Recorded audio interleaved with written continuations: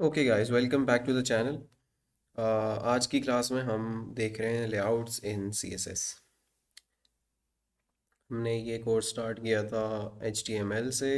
Intro intro ली थी हमने, web development की और सारी चीज़ें क्या क्या हम कवर करेंगे इस कोर्स में। हमने पूरा एचटीएमएल को कवर किया। गिटहब हमने कुछ चीज़ें देख ली। इसके अलावा लिंक्डइन पे थोड़ी बहुत हमने बात की है और सीएसएस हमारी अभी चल रही है। तो अगर किसी भी कॉन्सेप्ट में आपको कन्फ्यूजन है तो इसी प्लेलिस्ट में वीडियोस ऊपर मौजूद हैं, पहले आप वो रेफ़र करें ताकि आपकी कन्फ्यूजन्स सारी दूर हो जाएं, फिर आप इस वीडियो के साथ कंटिन्यू कीजिएगा। ओके, सो आज का हमारा टॉपिक है लेआउट।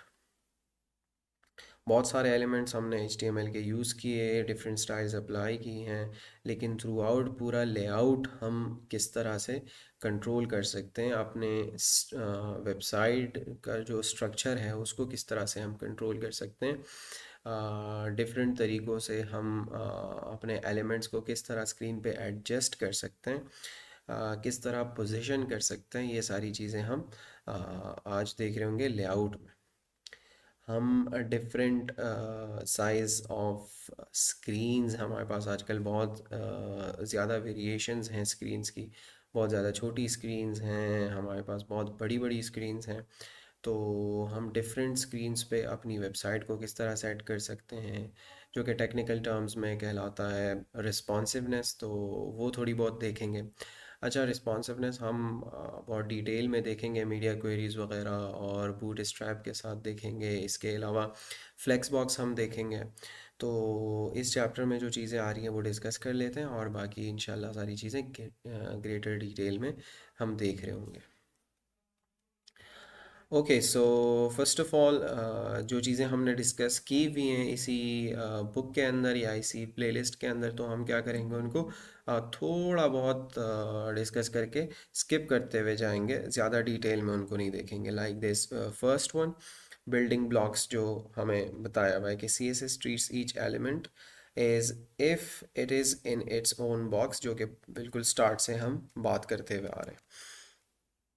हमारे पास मेनली दो तरह के एलिमेंट्स होते हैं, block level elements and inline elements, जिस पे हम बात कर चुके हैं। कंटेनिंग एलिमेंट्स भी आप लोगों को याद होगा, HTML में हमने डिस्कस किए थे, याद है ना आप लोगों को? ओके जी, तो कंटेनिंग एलिमेंट्स क्या होते हैं? If one block level element sits inside another block level element, then the outer box is known as the containing और पेरेंट एलिमेंट। ठीक है जी। तो एक एलिमेंट के अंदर हमारा दूसरा ब्लॉक लेवल एलिमेंट अगर आ रहा है, लेट्स से बॉडी है, उसके अंदर कुछ एलिमेंट्स हमने रख लिए, हमारे पास एक डिव है, इसके अंदर हमने एक और डिव रख लिया, कोई पैराग्राफ रख लिया, कोई हेडिंग रख ली।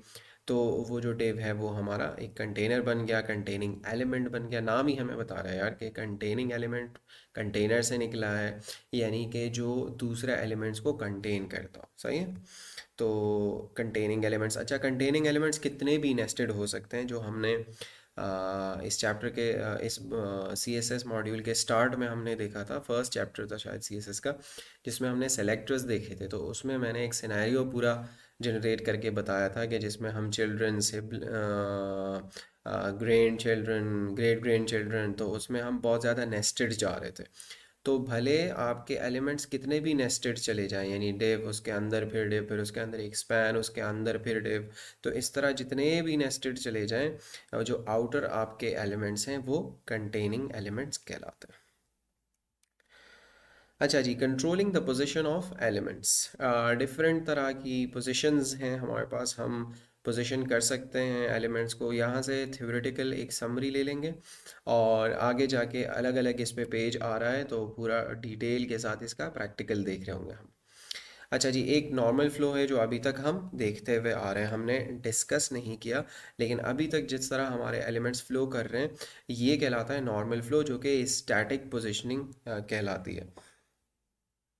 ओके जी, तो बुक क्या बता रही है? Every block level element appears on a new line, causing each item to appear lower down the page than the previous one। सही है, यही नॉर्मल फ्लो चलता हुआ आ रहा है।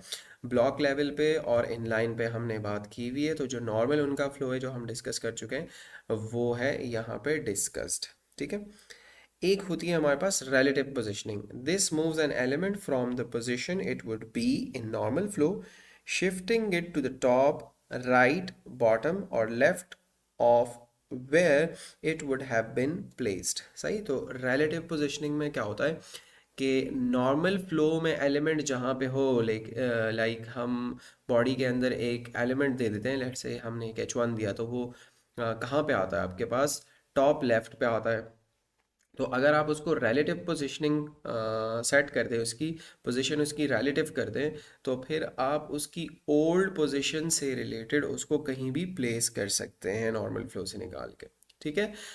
उस पे हम कुछ टॉप लेफ्ट राइट बॉटम कुछ वैल्यूज़ दे देते हैं और उसको पोजीशन हम कर सकते हैं। अच्छा, रिलेटिव इसलिए बोला है कि it's related to the old और the original position of the element. अच्छा जी, इसी तरह हमारे पास एब्सोल्यूट पोजीशनिंग है। अच्छा, ये जस्ट थ्योरी है, ये जस्ट एक शॉर्ट समरी है जो मैं आपको दे रहा हूँ। अलग अलग हम इस पे अब बात करेंगे। अच्छा जी, this positions the element in relation to its containing element. Absolute positioning जो है वो कंटेनर के अंदर, अब बॉडी के अंदर अगर आप एक एलिमेंट दे रहे हैं तो उसका कंटेनर डायरेक्टली बॉडी बन जाएगा जिसके अंदर वो फ्लो करेगा। फिर अगर आप बॉडी के अंदर एक डिव क्रिएट करते हैं और इसके अंदर फिर कोई एलिमेंट देते हैं तो उसका जो पेरेंट होगा, उसका वो कंटेनर, उससे रिलेटेड आप जब पोजीशन करेंगे एलिमेंट्स को तो एब्सोल्यूट पोजीशनिंग के थ्रू वो कर सकते हैं।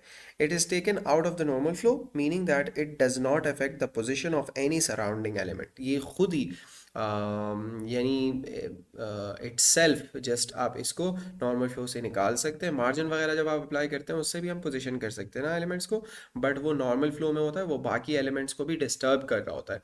तो एब्सोल्यूट पोजीशनिंग में ये होता है कि वो बाकी एलिमेंट्स को डिस्टर्ब नहीं कर रहा होगा और वो ईजीली आप पोजीशन कर सकते हैं कोई भी element related to its parent.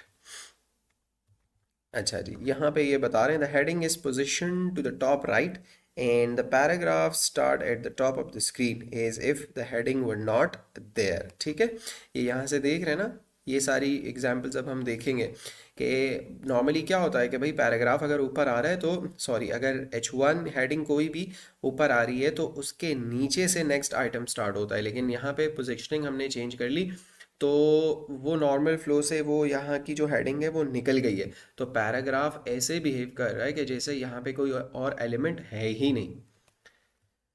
अच्छा जी, इसके अलावा हमारे पास फिक्स्ड पोजीशनिंग होती है, जो कि एब्सोल्यूट की एक टाइप है। This is a form of absolute positioning that positions the element in relation to the browser window is opposed to the containing element. Browser window से रिलेटेड फिक्स्ड पोजीशनिंग पोजीशन करता है element को, यानी कि जो headers वगैरह आप page को स्क्रॉल करते हैं और वो स्क्रॉल नहीं होते और टॉप पे आके आप उनको क्या कर लेते हैं, रोक देते हैं, आप उनको फिक्स्ड कर देते हैं। जैसे कि आपने कोई कील लगा दी इस पे, बाकी चीज़ें स्क्रॉल हो रही होंगी लेकिन वो स्क्रॉल नहीं होती, तो फिक्स्ड पोजीशनिंग के थ्रू वो एलिमेंट्स भी आप हैंडल कर सकते हैं। अच्छा जी, फ्लोटिंग एलिमेंट्स। फ्लोट मींस तैरना।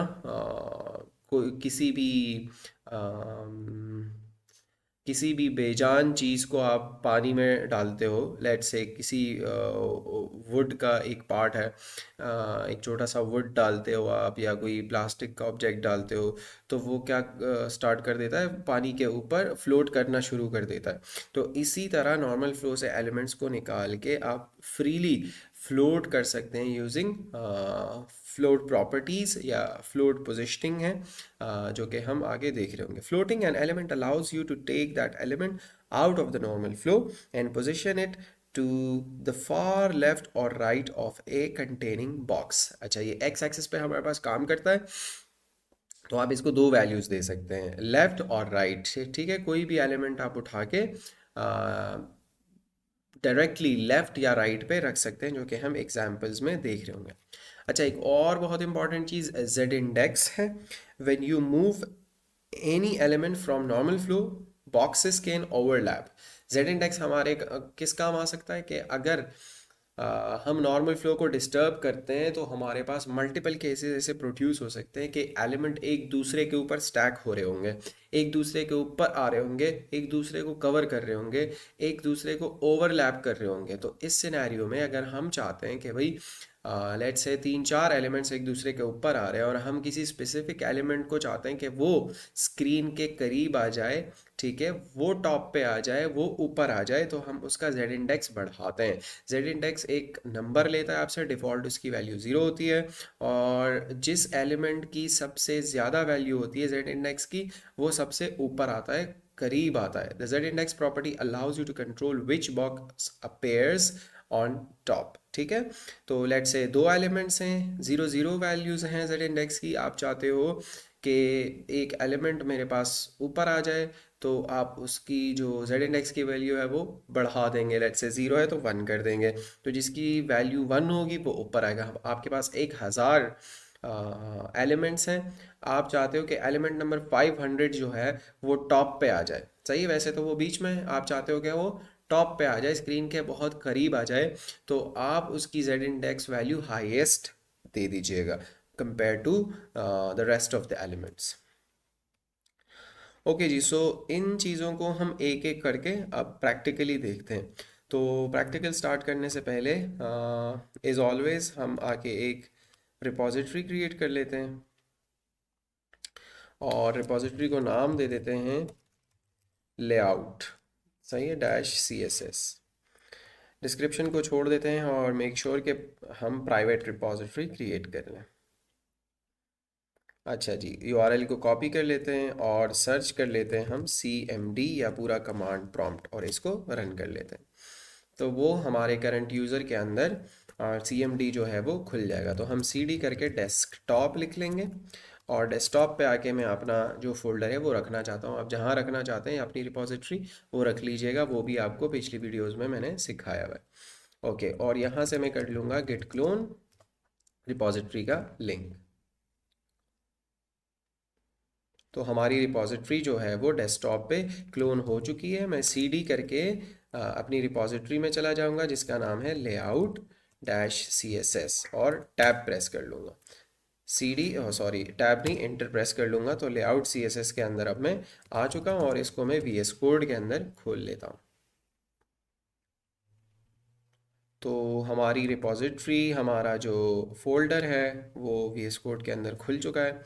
तो इसमें हम स्टार्ट कर लेते हैं। वी एस कोड को थोड़ा सा टाइम देते हैं कि ये चीज़ें लोड कर ले, सिस्टम हमारे लिए इन्वायरमेंट सेटअप कर ले, तो उस हिसाब से फिर हम आगे बढ़ते हैं। अच्छा जी, हम एक इंडेक्स फाइल क्रिएट कर लेते हैं, या एक फाइल क्रिएट कर लेते हैं हम पोजीशन स्टैटिक या नॉर्मल फ्लो, देखते हैं कि आगे आ क्या रहा है, तो उस हिसाब से normal flow, relative positioning, absolute positioning, fixed positioning, overlapping elements, floating elements। अच्छा जी, तो पोजीशन को एक ही रखते हैं, जेड इंडेक्स को, फ्लोट को अलग अलग कर लेंगे, सही। तो एक फाइल बनाते हैं HTML की, that is zero dash position dot HTML, ठीक हो क्या। तो पोजीशन में हम आके कुछ बॉयलर प्लेट कोड जनरेट कर लेते हैं, और यहाँ पे लिख लेते हैं लेआउट, और यहाँ से एक h1 लिख लेते हैं, और यहाँ पे लिख लेते हैं नॉर्मल फ्लो नाउ, और CSS की एक फ़ाइल जो कि एक ही यूज़ करेंगे हम, स्टाइल डॉट CSS नाम दे देते हैं, और इसके अंदर h1 पे आके हम कलर रेड कर लेते हैं, ताकि हमें पता चले कि हमारी HTML और CSS की फाइल्स जो हैं वो लिंक हो चुकी हैं। तो इस फाइल के अंदर आके मैं रन कर लेता हूँ अपना सर्वर। ओके जी, तो हमारी दोनों फाइल्स कनेक्ट हो चुकी हैं, हमारे पास बॉयलर प्लेट कोड का आउटपुट आ चुका है। तो अब हम अपना जो एक्चुअल काम है वो स्टार्ट कर लेते हैं। ओके जी, नॉर्मल फ्लो, जिस तरह मैंने आपको बताया कि जब हम कोई भी पोजीशन प्रॉपर्टी नहीं यूज़ करते तो बाय डिफ़ॉल्ट उसकी वैल्यू होती है स्टैटिक, ठीक है। इन normal flow each block level element sits on top of the next one since this is the default way in which browsers treat HTML elements you do not need a CSS property to indicate that elements should appear in normal flow but the syntax would be this। अगर आप देना चाहते हो तो दे दो, नहीं देना चाहते तो बाय डिफ़ॉल्ट वैल्यू जो होती है वो स्टैटिक ही होती है। नॉर्मल फ्लो में पोजीशन की वैल्यू स्टैटिक होती है। अच्छा, तो बुक का जो कोड है वो मैंने उठाया और यहाँ पे पेस्ट कर लिया। तो HTML के अंदर हमारे पास क्या है, हमारे पास है एक H1 और एक पैराग्राफ है नॉर्मल। तो हम वापस आते हैं और यहाँ से स्टाइलिंग जो है वो रिमूव कर लेते हैं फिर नाउ। तो हमारे पास एक H1 है और एक पैराग्राफ है। अच्छा जी, यहाँ इन्होंने कुछ स्टाइलिंग भी दी हुई है तो वो भी हम, अच्छा कुछ चीज़ें ऐसी हैं जो मैं जस्ट थॉरली आप लोगों को बताऊंगा, बहुत दफ़ा हमने डिस्कस किया हुआ है तो हम उसको बार बार डिस्कस नहीं करेंगे। जो समझने की नई चीज़ें होंगी जस्ट उस पर टाइम लेंगे, अदरवाइज़ हम चीज़ों पे टाइम नहीं लेंगे। बॉडी पे विथ दी भी है, फॉन्ट फैमिली और कलर। H1 पे बैकग्राउंड कलर और पैडिंग है और पैराग्राफ पे विथ दी भी है, तो कुछ भी इसमें नया नहीं है। तो हम आके देखते हैं, ये रिज़ल्ट आ रहा है हमारा, बैकग्राउंड कलर चेंज हो रहा है H1 का और फॉन्ट वगैरह चेंज हो रहा है और बॉडी की जो विथ है वो चेंज हो रही है। ओके, सो बाय डिफ़ॉल्ट इसमें कुछ भी चेंज नहीं है, जो अभी तक हम नॉर्मल फ्लो देख रहे हैं वही चीज़ें चल रही हैं। अच्छा, आप लेट से अगर H1 को पोजीशन स्टैटिक दे दें तो कुछ भी चेंज नहीं होगा। आप पैराग्राफ को पोजीशन स्टैटिक दे दें तो कुछ भी चेंज नहीं होगा, क्योंकि बाय डिफ़ॉल्ट यही नेचर है हमारे पास नॉर्मल फ्लो की। ठीक है, तो स्टैटिक स्टैटिक जो है वो मैं रिमूव कर लेता हूँ। ओके जी, नेक्स्ट अप हमारे पास रिलेटिव पोजीशनिंग है। तो रिलेटिव पोजीशनिंग देख लेते हैं। ये कोड था हमारे पास किसका, हाँ, ये कोड था हमारे पास नॉर्मल फ्लो। तो मैं लिख लेता हूँ नॉर्मल फ्लो और यहाँ से आके मैं लिख लेता हूँ रिलेटिव पोजीशनिंग।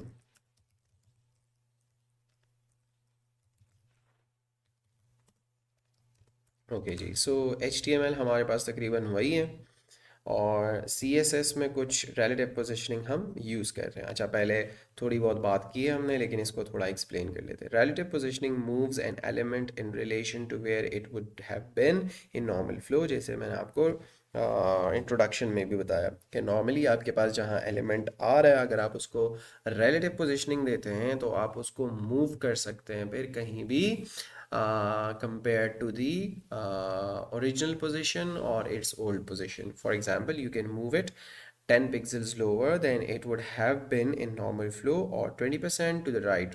परसेंटेजेस में पिक्सल्स में कोई भी वैल्यू दे सकते हो। नॉर्मल जहाँ उसकी पोजीशन होती नॉर्मल फ्लो के अंदर, उससे वो आप किसी भी डायरेक्शन में फिर लेकर जा सकते हैं। अच्छा, ये जो वैल्यूज़ आप दे रहे होंगे, you then use the offset properties, ये कहलाती हैं ऑफसेट प्रॉपर्टीज़। ये मार्जिनस नहीं है, टॉप लेफ्ट हाँ बॉटम राइट मार्जिन की तरह ही काम करते हैं ये, लेकिन ये रिलेटिव पोजीशनिंग के साथ आप यूज़ करते हो। अगर आप रिलेटिव पोजीशन यूज़ नहीं करते तो ये जो ऑफसेट वैल्यूज़ है ये काम नहीं करती। अच्छा जी, तो हम यहाँ से CSS उठाते हैं। अच्छा, हमारे पास एक ही पैराग्राफ है जिस पे क्लास की ज़रूरत नहीं है, तो पोजीशन रिलेटिव ये मैं हटा देता हूँ, अभी आपको दिखा देते हैं। नॉर्मल ये है, थोड़ा सा जूम आउट यानी 100% पे ले गया मैं और यहाँ पे आके मैंने इसको किया हुआ है पोजीशन रिलेटिव। टॉप से इसको मूव किया है 10 px और लेफ़्ट से मूव किया है 100 px। तो मैं सेव करता हूँ और वापस आता हूँ तो हमारे पास पैराग्राफ जो है वो टॉप से 10 px और लेफ़्ट से 100 px मूव हो चुका है।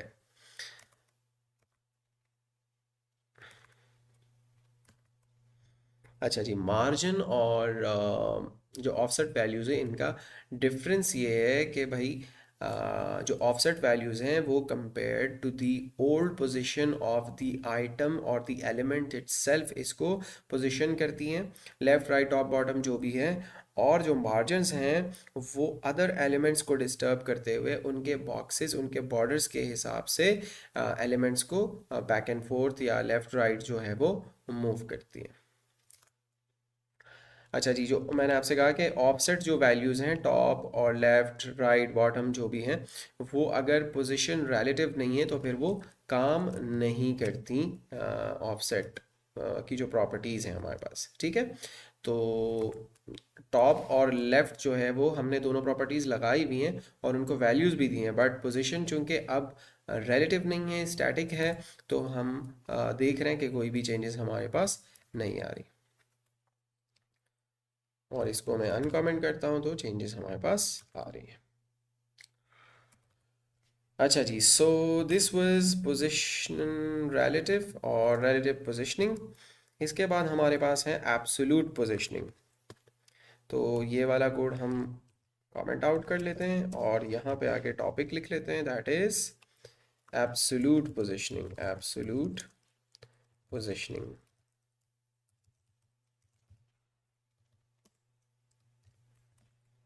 अच्छा जी, when the position property is given a value of absolute, the box is taken out of normal flow and no longer affects the position of other elements on the page. They act like it is not there। ठीक है, हमारे पास एक H1 है और एक paragraph है, तकरीबन वही कोड है। जब आप पोजीशन एब्सोल्यूट दे देते हो तो वो एलिमेंट नॉर्मल फ्लो से बिल्कुल गायब हो जाता है, जैसे कि ये एलिमेंट है ही नहीं, एग्जिस्ट ही नहीं करता स्क्रीन पे हमारे कोड के अंदर। तो बाकी एलिमेंट्स क्या करते हैं, वो ऐसे अपनी स्पेस लेते हैं कि फुली इग्नोर करते हुए जो एलिमेंट हमने पोजीशन एब्सोल्यूट किया हुआ है। तो इसका हम देखते हैं थोड़ा बहुत। आप प्लीज़ ज़रा अटेंटिव रहिएगा, यहाँ पे जो डिफरेंस है वो नोट कीजिएगा। सेव किए बगैर मैं आता हूँ तो हमारे पास नॉर्मल फ्लो के अंदर the evolution of the bicycle जो एक हेडिंग है और एक पैराग्राफ है इस तरह का आ रहा है। अब मैंने क्या किया कि ये वाली स्टाइलिंग सेव कर ली, तो हमारे पास क्या हुआ, ये वाली स्टाइलिंग अप्लाई हो गई जो कि हम यहाँ से एक्सप्लेन,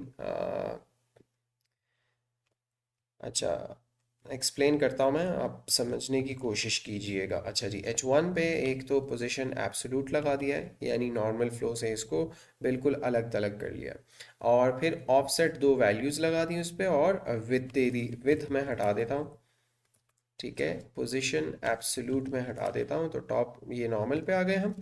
जैसे ही मैंने इससे कहा कि भाई आप क्या करो, इसको पोजीशन एब्सोल्यूट करो, ठीक है, तो पोजीशन एब्सोल्यूट से क्या हुआ, डिफरेंस नोट कीजिएगा। बाय डिफ़ॉल्ट हमारे पास क्या होता है कि भाई जो एलिमेंट हमारे कोड में पहले, वो पहले नज़र आता है हमें टॉप पे, और जो बाद में आ रहे हैं वो स्क्रीन पे हमें बाद में नज़र आ रहे होते हैं। लेकिन जैसे ही हम किसी एलिमेंट को पोजीशन एब्सोल्यूट कर लेते हैं तो वो क्या करता है कि भाई उसको फ्लो से बिल्कुल ही गायब कर देता है और बाकी एलिमेंट्स उसको इग्नोर करते हैं, उनको नज़र ही नहीं आता कि भाई ये एलिमेंट एग्जिस्ट भी करता है या नहीं करता। तो अगर यहाँ पे मैं करता हूँ इसको पोजीशन स्टैटिक, यानी कोई भी वैल्यू नहीं देता, तो भाई H1 अपनी जगह ले रहा है, फिर उसके बाद पैराग्राफ आ रहा है। लेकिन जब मैंने इसको किया पोजीशन एब्सोल्यूट, तो जो पैराग्राफ है जैसे कि H1 है ही नहीं, वो पहले आ रहा है, ठीक है। और इसी तरह मैं दूसरी कोई चीज़ डालूंगा तो वो भी पैराग्राफ को फॉलो करेगी और H1 से ऊपर आएगी। तो टेस्टिंग पैराग्राफ मैंने डाल दिया है, तो दोनों पैराग्राफ जो हैं वो अपने हिसाब से सेट हो रहे हैं। और देखें ना, इसके नीचे वो चीज़ आ रही है, वो टेक्स्ट आ रहा है। इट्स मीन दैट के वो फ्लो में है ही नहीं जो हमारे पास हेडिंग है, ठीक है। तो इस तरह से आप नॉर्मल फ्लो से एब्सोल्यूट पोजीशन करके चीज़ों को निकाल सकते हैं। अच्छा जी, अब फिर हमने इस पे ऑफसेट कुछ वैल्यूज़ अप्लाई कर ली। टॉप से हमने इसको 0 px किया और लेफ़्ट से 500 पिक्सल हमने इसको शिफ्ट किया अपनी ओरिजिनल पोजीशन से। ओरिजिनल पोजीशन क्या है इसकी, ये है, ठीक है। तो टॉप से हम इसको ले आते हैं 0 px और लेफ्ट से 500 px हमने इसको पुश किया। अच्छा जी, विथ भी इसको असाइन की हुई है वो वाला, ये जो डिज़ाइन है रिजल्ट में आ रहा है ये बनाने के लिए। अच्छा जी, और पैराग्राफ को कुछ विथ दी हुई है 450 px। अच्छा, ये जो डिज़ाइन है ये क्रिएट करने के लिए ऑब्वियसली हमें थोड़ा ज़्यादा कंटेंट चाहिए। तो हमारा जो H1 है वो यहाँ राइट साइड पे आ चुका है by making it absolute and assigning some offset values. और जो पैराग्राफ है वो लेफ्ट साइड पे हमने उसको विद दे के रिस्ट्रिक्ट कर लिया है नॉर्मल फ्लो से H1 को निकाल के। अच्छा जी, तो मैं क्या करता हूँ कि इसमें थोड़ा सा और लॉरम जनरेट कर लेता हूँ। ठीक है जी, तो जो बुक का हमारे पास डिज़ाइन है तकरीबन वो हमारे पास रेडी है। तो इस तरह आप नॉर्मल फ्लो से चीज़ों को निकाल सकते हैं और उनको अपनी मर्ज़ी से कहीं भी पोजीशन कर सकते हैं without affecting any other elements.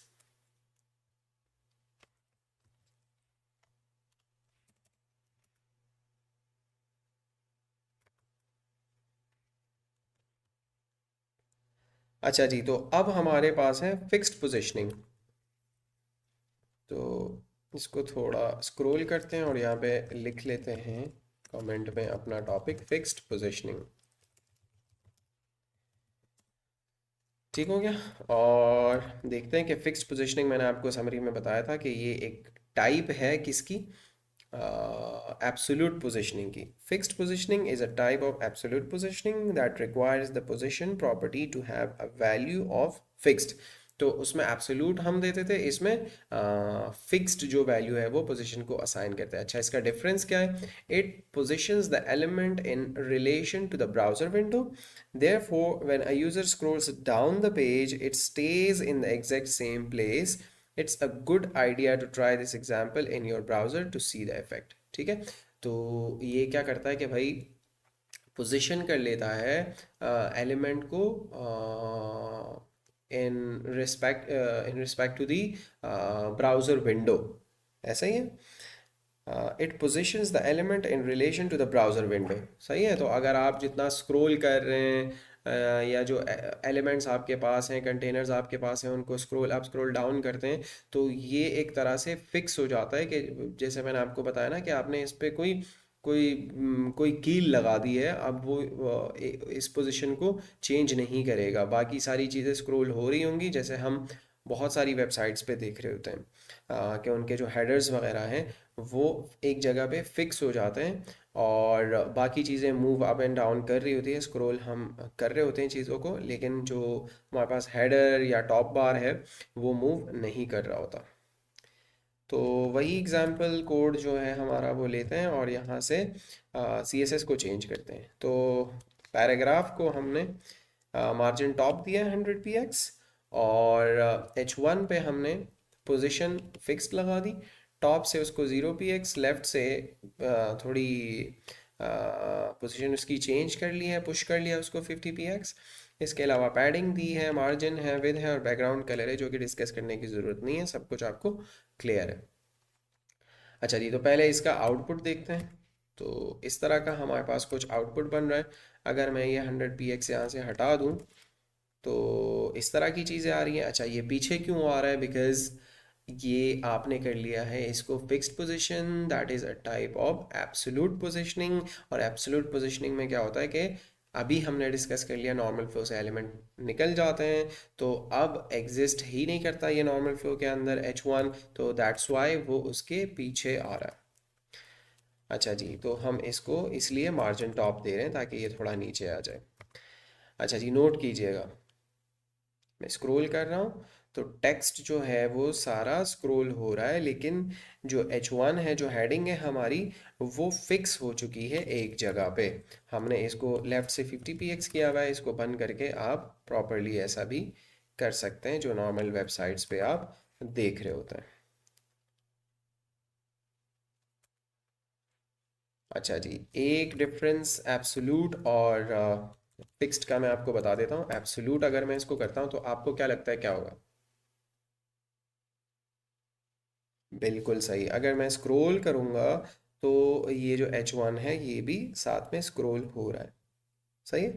तो एब्सोल्यूट हमने नॉर्मल फ्लो से इसको निकाल के पोजीशन कर लिया, लेकिन फिक्स नहीं किया एक जगह पे। तो अगर हमारे पास स्क्रोलिंग वगैरह हो रही है तो उसकी पोजीशन चेंज हो रही है, स्क्रोल वगैरह उस पर अप्लाई हो रहा है। तो अगर इस तरह का हमें बिहेवियर चाहिए कि एक जगह हम उसको फिक्स कर दें, तो हम पोजीशन को वैल्यू दे देते हैं फिक्स्ड।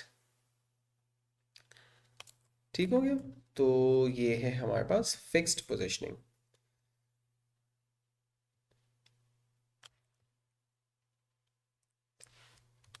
एक चीज़ और ट्राई करना चाहता हूँ मैं।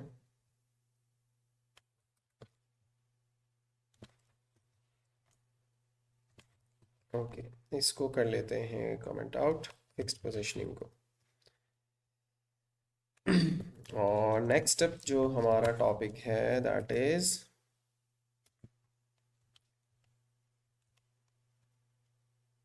Overlapping elements Z index. अच्छा जी।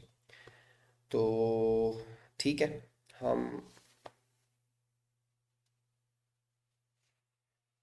ये एग्जाम्पल भी ले सकते हैं जो अभी हमारे पास है, लेकिन थोड़ा सा चेंज है, बस वो मैं आपको बता देता हूँ। अच्छा जी, जेड इंडेक्स। ठीक हो गया। अच्छा जी, जेड इंडेक्स मैंने आपको समझाया था कि मल्टीपल एलिमेंट्स को आप फ्लो से निकाल लेते हो, पोजीशन रिलेटिव कर लेते हो, एब्सोल्यूट कर लेते हो, फिक्स्ड कर लेते हो, तो आपके पास हायर चांसेस हैं कि एलिमेंट्स ओवरलैप होना शुरू हो जाए, एक दूसरे को हाइड करना, एक दूसरे के ऊपर नीचे आना, स्टैक होना शुरू हो जाए।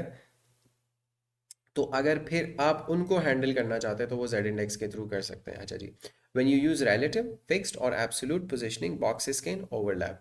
यही लिखा हुआ है जो मैंने आपको अभी सिंपल भाषा में बता दिया है। If you want to control which element sits on top, you can use the Z index property. Its value is a number and the higher the number the closer that element is to the front. For example, an element with a z index of 10 will appear over the top of one with a z index of 5। तो जिसका z index ज़्यादा होगा, बड़ी value होगी, जो कि मैंने आपको इंट्रो में बताया भी था, वो होगा क्लोजर टू द फ्रंट। ठीक है। तो मैंने एग्जांपल 1000 एलिमेंट्स की भी दी थी, 2 एलिमेंट्स की भी दी थी, तो इसका प्रैक्टिकल देखते हैं हम। अच्छा जी, तो z इंडेक्स में हम HTML वही रखते हैं और CSS चेंज करके डिस्कस कर लेते हैं। एक तो पोजीशन फिक्स्ड, टॉप से लेफ्ट से मार्जिन है, पैडिंग है, तकरीबन वही चीज़ है। एक चीज़ ज़्यादा है, जेड इंडेक्स, जिसको मैं कमेंट कर रहा हूँ अभी के लिए। अच्छा, पैराग्राफ पे जस्ट हमने विथ दी थी शायद इससे पहले, अब हमने क्या किया, उसको पोजीशन रिलेटिव कर लिया। तो दो चीज़ों को हम छेड़ रहे हैं, एक तो पैराग्राफ की पोजीशन को चेंज कर रहे हैं, और एक H1 की भी पोजीशन को हम एब्सोल्यूट से सॉरी स्टैटिक से दोनों की पोजीशन को निकाल रहे हैं।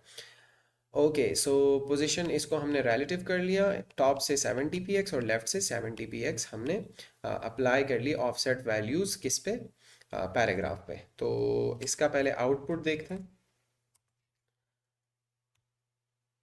देख रहे हैं आप, हमारा जो पैराग्राफ है वो आ रहा है हमारे H1, या जो हेडिंग हमने क्रिएट की हुई है उसको बैकग्राउंड कलर वगैरह भी दिया हुआ है, उसके ऊपर आ रहा है।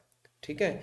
क्यों? क्योंकि हमने दोनों को नॉर्मल फ्लो से निकाल लिया है, हमने पोजीशन स्टैटिक से दोनों की चेंज कर ली है। तो इस तरह आपके पास बहुत सारे सिनेरियोज क्रिएट हो सकते हैं कि आपके पास एलिमेंट्स ओवरलैप होना शुरू हो जाए। तो अब गौर कीजिएगा, हमारे पास कितने एलिमेंट्स हैं? 2 एलिमेंट्स हैं, एक ये हेडिंग है और एक पैराग्राफ है। Very good.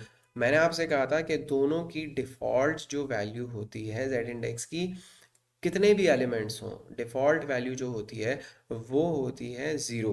ठीक है। तो अब हम क्या चाह रहे हैं कि भाई जो H1 है, जो हमारी हेडिंग है, वो ऊपर आ जाए, यानी पैराग्राफ उसके नीचे चला जाए। ठीक है। तो हमें क्या करना है, अभी तक जो हमारी अंडरस्टैंडिंग है कि हम H1 की जो Z इंडेक्स वैल्यू है वो बढ़ा दें, ज़ीरो से बढ़ा दें, या जो पैराग्राफ की जेड इंडेक्स की वैल्यू है उससे बढ़ा दें। तो पैराग्राफ की जेड इंडेक्स वैल्यू ज़ीरो है। अच्छा, इन्होंने 10 वैल्यू दी हुई है, तो अगर मैं सेव करता हूँ और फिर स्क्रॉल करता हूँ तो पैराग्राफ जो है वो जाके हेडिंग के पीछे छुप रहा है। ठीक है। तो ये है जेड इंडेक्स वैल्यू का कमाल। ऐसे हो तो जाएगा, लेकिन आपका क्वेश्चन होना चाहिए कि भाई यहाँ पे हम 10 क्यों दे रहे हैं।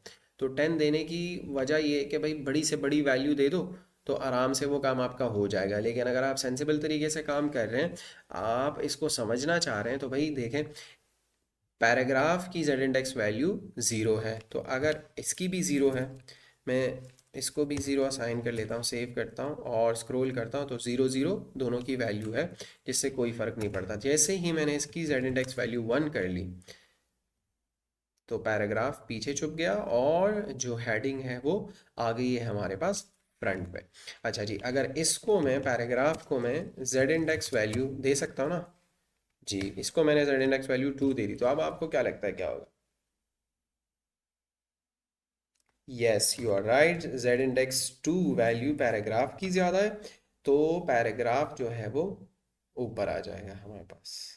ठीक हो गया? तो इस तरह हज़ारों एलिमेंट्स हैं आपके पास, आप क्या कर सकते हो, उनको जेड इंडेक्स वैल्यू के थ्रू आप कंट्रोल कर सकते हो, स्टैकिंग उस उनकी कंट्रोल कर सकते हो। लेट से आपके पास element number one, number two, number three, number four है। आप चाहते हो कि नंबर टू जो एलिमेंट है वो मेरे पास सबसे ऊपर आ जाए, तो सबसे बड़ी जेड इंडेक्स की वैल्यू आप नंबर टू एलिमेंट को असाइन कर दीजिएगा। Okay, so this was Z index.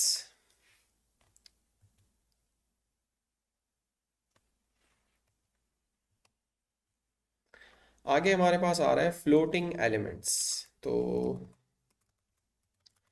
एक काम करते हैं, ये जो हमारा कोड है ना, अभी तक जो हमने किया है इसको कर लेते हैं कमिट। गिट स्टेटस, दो एलिमेंट्स, दो फाइल्स हैं, git add, git commit, done with position या positioning, position, yes position property हमने कवर कर ली। पुश हम एक साथ बाद में कर लेंगे, वो कोई इशू नहीं है। अब हम यहाँ से एक और फाइल बना लेते हैं फ्लोटिंग एलिमेंट्स की। तो मैं लिखूंगा one dash floating dash elements dot H T M L, boilerplate code, link करेंगे सी एस एस को, सेव करेंगे, यहाँ से इसको बंद कर लेते हैं, पहले से रनिंग सर्वर को क्लोज कर लेते हैं, और इस फाइल के अंदर हम साइड बार को कोलैप्स कर लेते हैं एक्सप्लोरर को, और यहाँ से ये वाला जो इनका गिवन कोड है वो उठा के बॉडी के अंदर रख लेते हैं, सेव करते हैं और इस फाइल के अंदर अपना सर्वर रन कर लेते हैं। तो हमारे पास ये चीज़ें आ रही हैं, एक H1 है, एक ब्लॉक कोड है और एक पैराग्राफ है। ठीक है, अच्छा जी, ये तो HTML है, सो सिंपल। तो हम यहाँ, हमारा जो मेन फोकस है वो अभी CSS है। तो यहाँ टॉपिक लिख लेते हैं फ्लोटिंग एलिमेंट्स, और यहाँ पे आके हम कर लेते हैं इनकी प्रॉपर्टीज़ को डिस्कस, और फिर देखते हैं कि क्या हो रहा है हमारे पास। The float property allows you to take an element in normal flow and place it as far to the left or right of the containing element as possible। containing element, ठीक है। तो हमारे पास क्या है कि अभी हमारा कंटेनर बॉडी है, तो सारे एलिमेंट्स जो हैं वो बॉडी के अंदर कंटेन हो रहे हैं, यानी बॉडी कंटेन कर रहा है। तो हम जिस पे भी फ्लोट अप्लाई करेंगे वो बॉडी के अंदर फ्लोट करेगा। ठीक है जी।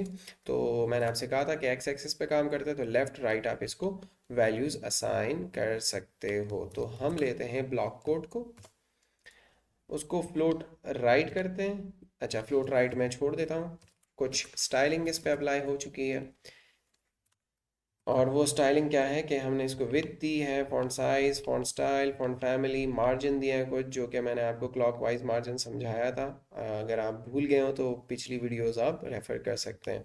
पैडिंग डिस्कस कर चुके हैं, बॉर्डर टॉप, बॉर्डर बॉटम, सारी चीज़ें डिस्कस कर चुके हैं। नई चीज़ जो आपके पास आ रही है दैट इज़ फ्लोट राइट। सही है। तो बाय डिफ़ॉल्ट हमारे पास अपनी ही जगह पे बाय डिफ़ॉल्ट क्या आ रहा है, जो ब्लॉक कोड है वो इधर ही आ रहा है स्टाइल करने के बाद। अब हमने क्या किया कि फ्लोट इसको किया राइट। तो मैंने आपसे क्या कहा था कि एक्स एक्सिस पे हॉरिजॉन्टली ये क्या हो जाना चाहिए, राइट साइड पे शिफ्ट हो जाना चाहिए। तो जैसे ही हम आए तो नॉर्मल फ्लो से निकाल के इसको हमने फ्लोट राइट कर लिया और पैराग्राफ ने जो है इसकी जगह ले ली है, ठीक है। तो इस तरह आप एलिमेंट्स को फ्लोट कर सकते हैं। When you use the float property, you should also use the width property to indicate how wide the floated element should be. Floated element को width भी दिया करें। अगर हम इसको width ना दें, ठीक है, तो ऑब्वियसली फिर फ्लोट कैसे करेंगे, क्योंकि वो तो बाय डिफॉल्ट जो है वो स्ट्रेच करता है, ब्लॉक लेवल एलिमेंट है तो पूरा वो कवर कर रहा होता है, तो इसलिए विथ देना फ्लोट के साथ।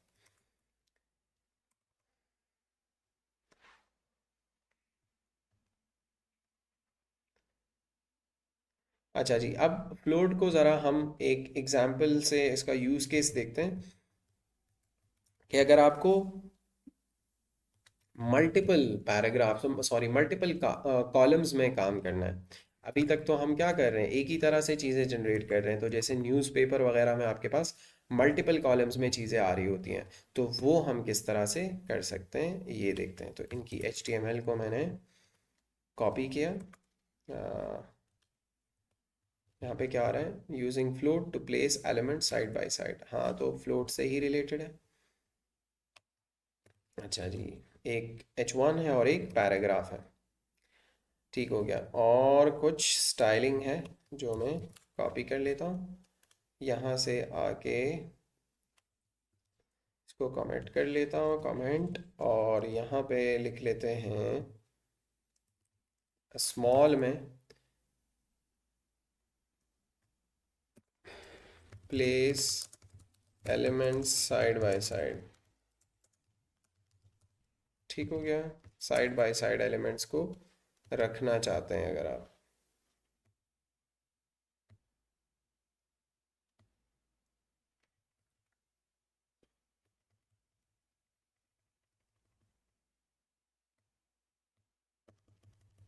ओके,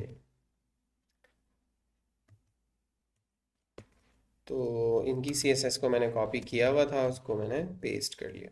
अच्छा जी, बॉडी पे विथ दी हुई है, फॉन्ट फैमिली और कलर जिसको डिस्कस करने की ज़रूरत नहीं है। पैराग्राफ पे विथ दी हुई है, फ्लोट लेफ्ट किया हुआ है और मार्जिन दिया हुआ है, पैडिंग दी हुई है और बैकग्राउंड कलर दिया है। तो फ्लोट लेफ्ट को मैं कमेंट कर लेता हूँ और वापस आता हूँ, तो हमारे पास एक पैराग्राफ है। टॉपिक क्या है हमारा, place element side by side, और आउटपुट क्या आ रहा है हमारे पास, मल्टीपल। तो ऑब्वियसली इन्होंने हमें एक ही पैराग्राफ दिया हुआ है, तो हम मल्टीपल पैराग्राफ्स यहाँ से जनरेट कर लेते हैं। लेट्स से दूसरा paragraph, paragraph number 3, number 4 and number 5 and number 6, save किया।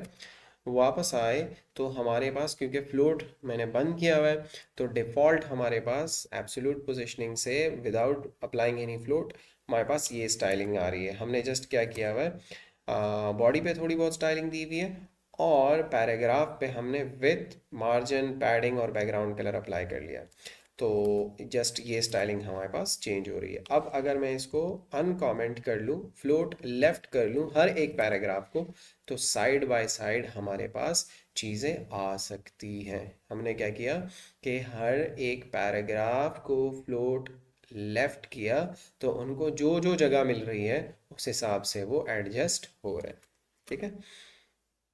तो एक तरह से इसमें हमारे पास जो आगे टॉपिक आ रहा है, this creating multi column layouts with floats, तो वो भी कवर हो गया हमारा, ठीक है।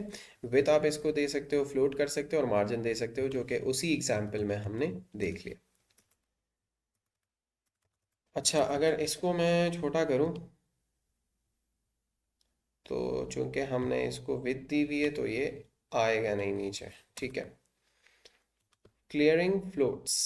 The clear property allows you to say that no element within the same container element. अच्छा, एक और चीज़ हम ट्राई करते हैं कि हमने तो ये पैराग्राफ, लेट्स से ये एक ही पैराग्राफ ले लेते हैं और without applying any style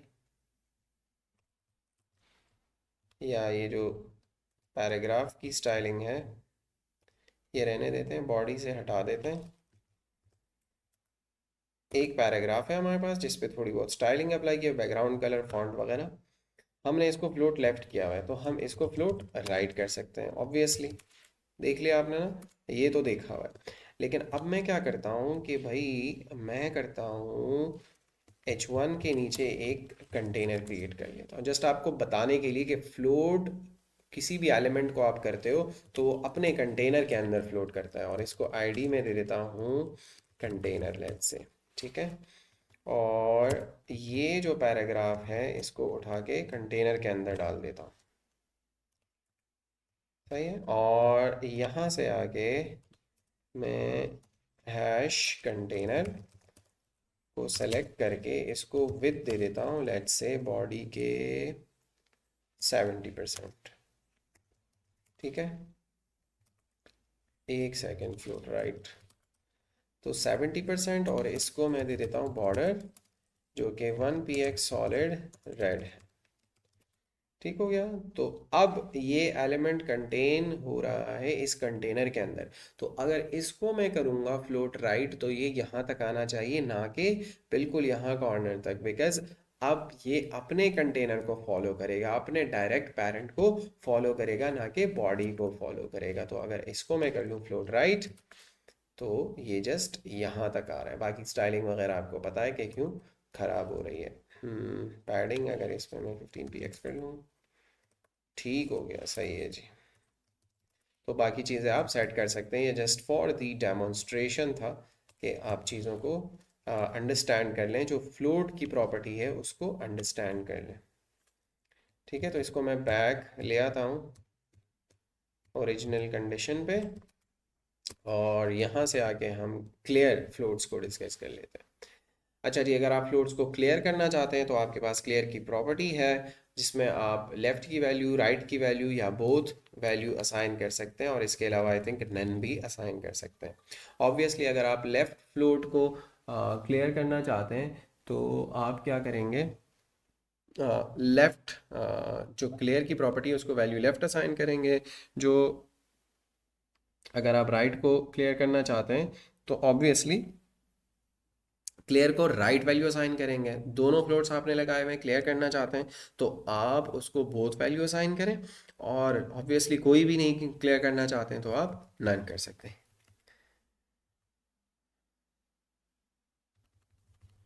okay जी, तो हमारे पास एक पैराग्राफ है जिसको क्लास दी हुई है क्लियर। या यार हम इसी कोड के अंदर भी ये देख सकते हैं, या एक काम करते हैं, इससे अच्छा एक सिनेरियो जनरेट करते हैं। कुछ पिक्चर्स यूज़ करते हैं जो कि मैंने ऑलरेडी एक इमेज डाउनलोड कर भी ली है। मेरे पास बाइक वाइक की पिक्चर्स होती हैं, तो आप भी क्रोम से कोई पिक्चर उठा लें, गूगल से डाउनलोड कर लें और यहाँ इमेजेस फोल्डर के अंदर डाल दें, या डायरेक्ट भी डाल सकते हैं।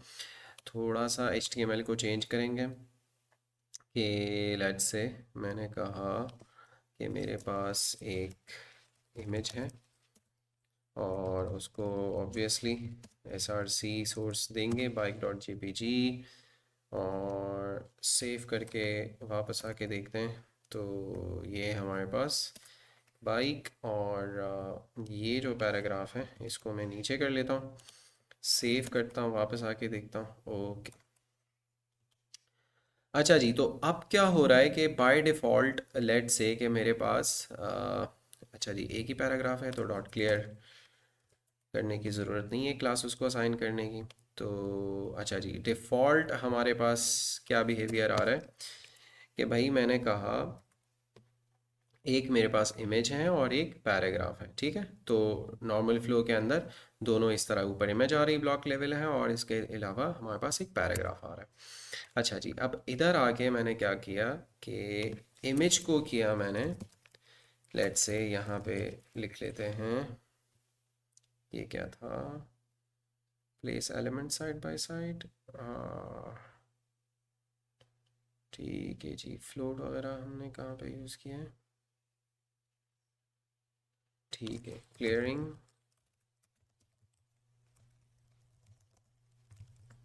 फ्लोट्स या कह देते हैं फ्लोट्स ओवरऑल।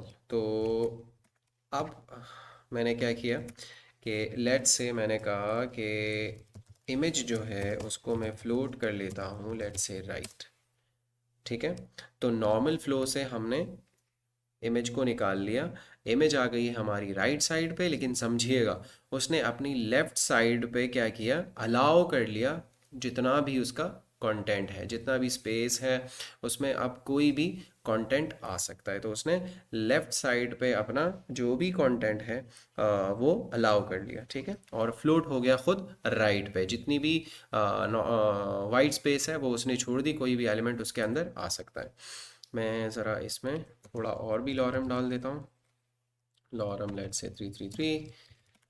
ठीक है, तो इस तरह जो पहले हम आर्टिकल्स वगैरह या न्यूज़पेपर्स वगैरह देखते थे, अभी भी न्यूज़पेपर्स में शायद इस तरह का डिज़ाइन बन रहा हो कि भाई इमेज लेफ़्ट हो जाए, राइट हो जाए, और उसके अराउंड हमारे पास जितना भी कंटेंट है वो आ जाए।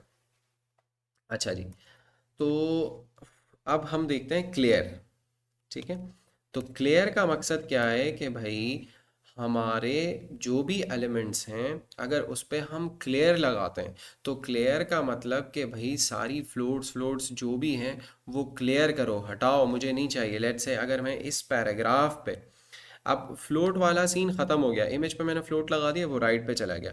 अब मैं बात करूंगा इस पैराग्राफ की। ये पैराग्राफ क्या कर रहा है, इस फ्लोटेड एलिमेंट को कंसिडर कर रहा है ना, कि भाई उसको स्पेस दे रहा है ये। लेकिन अगर मैं क्या करूं, इस पैराग्राफ पे असाइन करूं क्लियर की प्रॉपर्टी, राइट की, कि भाई राइट पे जो भी फ्लोट फ्लोट मेरे पास पिक्चर है या जो भी एलिमेंट फ्लोटेड हुआ हुआ है, अभी तो इसको ये कंसिडर कर रहा है, उसको स्पेस दे रहा है। लेकिन हम अगर इसको क्लियर कर लें, लेट से पैराग्राफ पे आके मैंने कहा कि भाई क्लियर, लेट से बोथ से भी हो जाएगा, लेकिन अभी राइट हुआ हुआ है ना हमारे पास इमेज। तो उसने क्या किया कि उसने कहा कि भाई मुझे कोई भी एलिमेंट राइट पे मेरे नहीं चाहिए, जो फ्लोटेड हुआ हुआ कोई भी एलिमेंट है मुझे नहीं चाहिए, मुझे पूरी स्पेस चाहिए अपनी। तो इस तरह आप फ्लोट्स को क्लियर कर सकते हैं। डिफरेंट वैल्यूज़ ट्राई कर सकते हैं। अगर नन करेंगे तो वो ऑब्वियसली क्लियर नहीं करेगा, अगर हम बोथ करेंगे तो ऑब्वियसली अगर लेफ़्ट है या राइट है दोनों को क्लियर कर लेगा। और इसके अलावा लेफ़्ट करेंगे ऑब्वियसली, तो लेफ़्ट अभी हमारे पास अवेलेबल नहीं है तो नहीं करेगा। और अगर हम राइट कर लेंगे तो राइट से फ्लोटेड एलिमेंट जो हमारे पास यहाँ था उसको उसने क्लियर कर लिया, खुद नीचे आ गया भाई कि मुझे कोई भी एलिमेंट अपने राइट पे नहीं चाहिए, क्लियर कर दो मेरी राइट साइड को। तो जो क्लियर है वो इस तरह का काम करता है, और फ्लोट भी हमने देख लिया।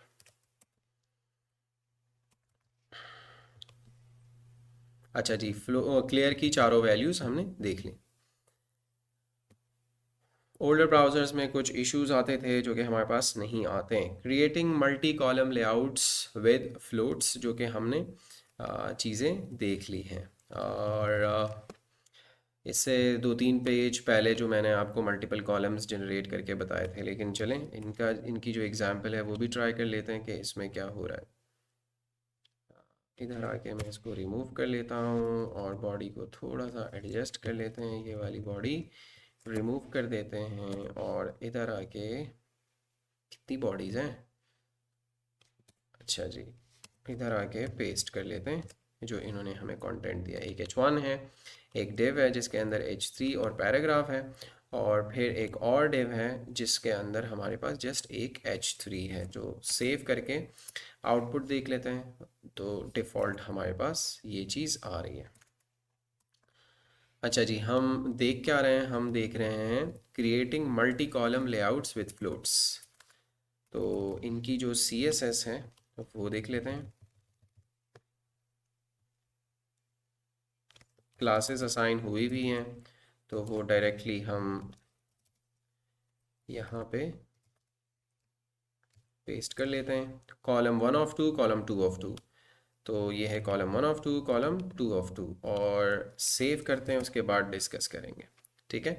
तो हमने दो कॉलम्स में डेटा को रेंडर कर लिया, first one is here and the second one is right here. हमने क्या किया, कॉलम 1 of 2 को, यानी कि हमारे फर्स्ट कंटेनर को हमने क्या किया, अच्छा H1 पे हम कुछ अप्लाई नहीं कर रहे, जस्ट हमारे पास ये जो दो डिव्स हैं हम इनको स्टाइल कर रहे हैं, ठीक है। तो कॉलम 1 of 2 को हमने क्या किया, फ्लोट लेफ्ट कर लिया, विथ और मार्जिन दे दिया उसको, और फ्लोट सॉरी कॉलम 2 of 2 को हमने फ्लोट लेफ्ट कर लिया उसको भी, ठीक है। तो अगर हम मार्जिन रिमूव कर लें, ठीक है, और इसका भी रिमूव कर लें, तो इस तरह का डिफरेंस एक दूसरे के साथ ये मिल रहे होंगे। अदरवाइज़ इनको हमने थोड़ा सा डिस्टेंस देने के लिए, थोड़ा सा सेपरेट करने के लिए एक दूसरे से मार्जिन दिया है। अगर हम इन पे बॉर्डर्स भी अप्लाई कर लें तो और भी ये क्लियर हो जाएगा। 1px solid green and 1px solid red apply कर लेते हैं यहाँ पे border, 1px solid red, save करते हैं। तो इस तरह का हमारे पास दो कॉलम्स के अंदर आ चुका है कंटेंट, यानी फ्लोट को यूज़ करते हुए। इसी तरह आप और भी क्रिएट कर सकते हैं। इसको मैंने किया कॉपी, और बल्कि ज़्यादा ऑब्वियस ये वाला लग रहा है, तो इसको हम कर लेते हैं 2 दफ़ा पेस्ट, ठीक है। और ये क्लास नेम्स चेंज कर लेते हैं, 3 of 3 and 2 of 3 and 1 of 3, ठीक हो गया। सेव करते हैं, वापस आते हैं, तो ऑब्वियसली हमारे पास अभी ये आ रहा है क्योंकि क्लास नेम्स हमने चेंज कर लिए हैं। 1 of 3 then 2 of 3 and then copy करके 3 of 3 कर लेते हैं इसको। तो 3 कॉलम्स हम क्रिएट करने जा रहे हैं। इस पे दे देते हैं थोड़ा सा ब्लू, और हम शायद हमें विथ चेंज करनी होगी, तो अगर हम विथ फिक्स ना करें तो शायद ये एडजस्ट हो जाए एक दूसरे के साथ, जो कि नहीं हो रहे हैं। हमें विथ को इनके हिसाब से, स्क्रीन के हिसाब से एडजस्ट करना होगा, तो थोड़ा थोड़ा कम हम इनको विथ दे देते हैं। तो विथ लेट्स से 100px, इसको भी विथ दे देते हैं लेट्स से 100px, और जो हमारे पास हाइट है वो ऑटो पे चली जाएगी, तो हमारा जो कंटेंट है वो इसके अंदर एडजस्ट हो जाएगा कंटेनर्स के अंदर, ठीक है। तो इस तरह चीज़ों को आप एक साथ मल्टी कॉलम्स में रख सकते हो। आप 200 कर लो और 300 कर लो, इसको भी, इसको भी। अच्छा, विथ जो है वो हमारा कंसर्न नहीं है, हम जस्ट मल्टीपल जो कॉलम्स हैं वो जनरेट करने की कोशिश कर रहे हैं, ठीक है। बाकी तो चीज़ों को स्टाइल आप खुद अपनी मर्ज़ी से कर सकते हैं। पैडिंग दे सकते हैं 10px इसको और अच्छा करने के लिए, ठीक है। तो इस तरह के आप बना सकते हैं, तीनों पे डालना है, ठीक हो गया। तो इस तरह आप मल्टी कॉलम के का कंटेंट आप रेंडर कर सकते हैं। अपना जो भी कंटेंट है उसको मल्टीपल कॉलम्स में रेंडर कर सकते हैं बाय यूजिंग फ्लोट्स। अच्छा जी, 3 कॉलम लेआउट, अच्छा इन्होंने भी एग्जांपल दी हुई है, तो ठीक है, आपने देख ली सारी चीज़ें। अच्छा जी, स्क्रीन साइजेस हमारे पास आजकल बहुत वैरायटी है। छोटी स्क्रीन है, छोटी सी छोटी स्क्रीन है, मिड लेवल की स्क्रीन है, और बड़ी से बड़ी स्क्रीन हमारे पास अवेलेबल हैं। तो हम अपनी वेबसाइट को, अपनी ऐप को इस तरह बनाएंगे कि वो रिस्पॉन्सिव हो और मल्टीपल स्क्रीन्स पे, वैरायटी ऑफ स्क्रीन्स पे हम उसको टेस्ट आउट कर सकते हैं। इसी तरह रेजोल्यूशन भी हमारे पास डिफरेंट है हर एक स्क्रीन की। बहुत सारी वैरायटी हमारे पास रेजोल्यूशन में भी है, that is DPI, dots per inch. Resolution refers to the number of dots a screen shows per inch. Some devices have a higher resolution than desktop computers, and most operating systems allow users to adjust resolution of their screens. तो ये सारी चीज़ें mind में रखते हुए हम अपने design को चेंज करेंगे। पेज साइजेस भी हमारे पास, because screen sizes and display resolution vary so much. Web designers often try to create pages of around 960 to 1000 pixels wide. सही है। तो अब आजकल तो हमारे पास मीडिया क्वेरीज हैं, फ्लेक्स बॉक्स हैं, लेकिन जो पुराने हमारे पास पैटर्न्स हैं वो हम देख लेते हैं, ताकि जो बिल्ट इन, चूँकि सीएसएस के अंदर पहले ये फ्लेक्स बॉक्स, ग्रिड वगैरह सारी चीज़ें हमारे पास अवेलेबल नहीं थी, तो हम क्या चीज़ें यूज़ करते थे और कैसे करते थे वो हम पहले देख लेते हैं। काफ़ी मुश्किल तरीके होंगे, कुछ थर्ड पार्टी लाइब्रेरीज होंगी, वो सारी चीज़ें देख लेते हैं ताकि हमें फिर बाद में क्लियर हो कि सीएसएस में फ्लेक्स बॉक्स और ग्रिड को क्यों इंट्रोड्यूस किया गया, और उनकी जो वैल्यू है हम इजीली इतना इजीली उसको यूटिलाइज कर सकते हैं, और चीज़ों को लेआउट को हम अपने सेट कर सकते हैं, तो उसकी वैल्यू भी हमें फिर पता होगी। अच्छा जी, तो लेआउट्स में हमारे पास दो टाइप्स हैं। एक तो fixed value, fixed width layouts, जिसमें हम हार्ड कोडेड पिक्सेल्स दे देते हैं। Fixed width layout designs do not change such as the user increases और decreases the size of their browser window. ठीक है।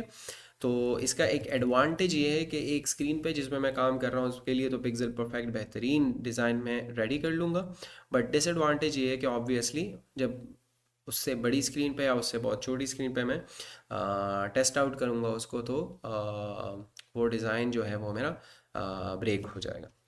इसी तरह लिक्विड लेआउट्स हैं जिसमें हम परसेंटेजेस यूज़ करते हैं, और फ़ायदा इसका ये है कि मल्टीपल स्क्रीन्स पे हम इसको देख सकते हैं, लेकिन अगर किसी भी चीज़ को मैंने उसकी हैंडलिंग नहीं की हुई है तो ऑब्वियसली हमारा डिज़ाइन बहुत बुरा लगे। Pages expand to fill the entire browser window, so there are no spaces around the page on a large screen. If you do not control the width of sections of the page, then the design can look very different than you intended, जो कि मैंने आपसे अर्ज कर लिया थोड़ी देर पहले। तो हम एक काम करते हैं, फिक्स विद लेआउट देख लेते हैं, और लिक्विड लेआउट इन्होंने जो एग्जांपल दी हुई है वो एक एक करके देख लेते हैं। उससे पहले हम आके ये वाला जो कोड है सीएसएस के अंदर, जो मैंने आपको फ्लोट्स वगैरह के लिए ख़ुद से जनरेट करके बताया, थोड़ा बहुत हमने चीज़ों को एक्सपेरिमेंट कर लिया, इसको कमेंट आउट कर लेते हैं। और हमने एक इमेज डाली है, और ये चीज़ें जो हमने की हैं इनको हम कमिट कर लेते हैं। यस, तो स्टाइल्स सीएसएस को हमने मॉडिफाई यानी चेंज किया है, इमेजेस का फोल्डर ऐड किया है, और floating elements co dot HTML को ऐड किया है। तो इसको मैं कमिट कर लेता हूँ और लिख लेता हूँ डन विद फ्लोट्स। फ्लोट्स का चैप्टर हमने क्लोज कर लिया, फ्लोट्स का जो टॉपिक है वो हमने कवर कर लिया। अच्छा, बार बार आर्ज कर रहा हूँ, बार बार मेंशन कर रहा हूँ कि भाई हम पुश एक साथ कर लेंगे अपना कोड।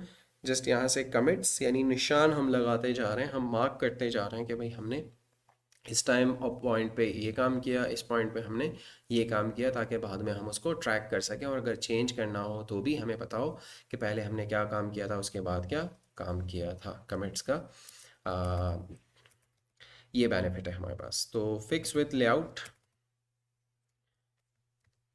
यहाँ से आके एक इस फाइल को बंद कर लेते हैं, और two dash fix with layout dot H T M L file को जनरेट कर लेते हैं। डमी जो हमारे पास कोड है वो जनरेट कर लेते हैं, सी एस एस को लिंक कर लेते हैं, और यहाँ से आके पूरी बॉडी को हम कॉपी कर लेते हैं, और एच टी एम एल के अंदर आके बॉडी को रिप्लेस कर लेते हैं। सेव किया, वापस आए तो हमारे पास चेंजेस नहीं आई, बिकॉज़ हमने पुरानी फाइल को क्लोज़ नहीं किया, सर्वर को बंद किया, और इस फाइल के अंदर अपना सर्वर स्टार्ट कर लिया।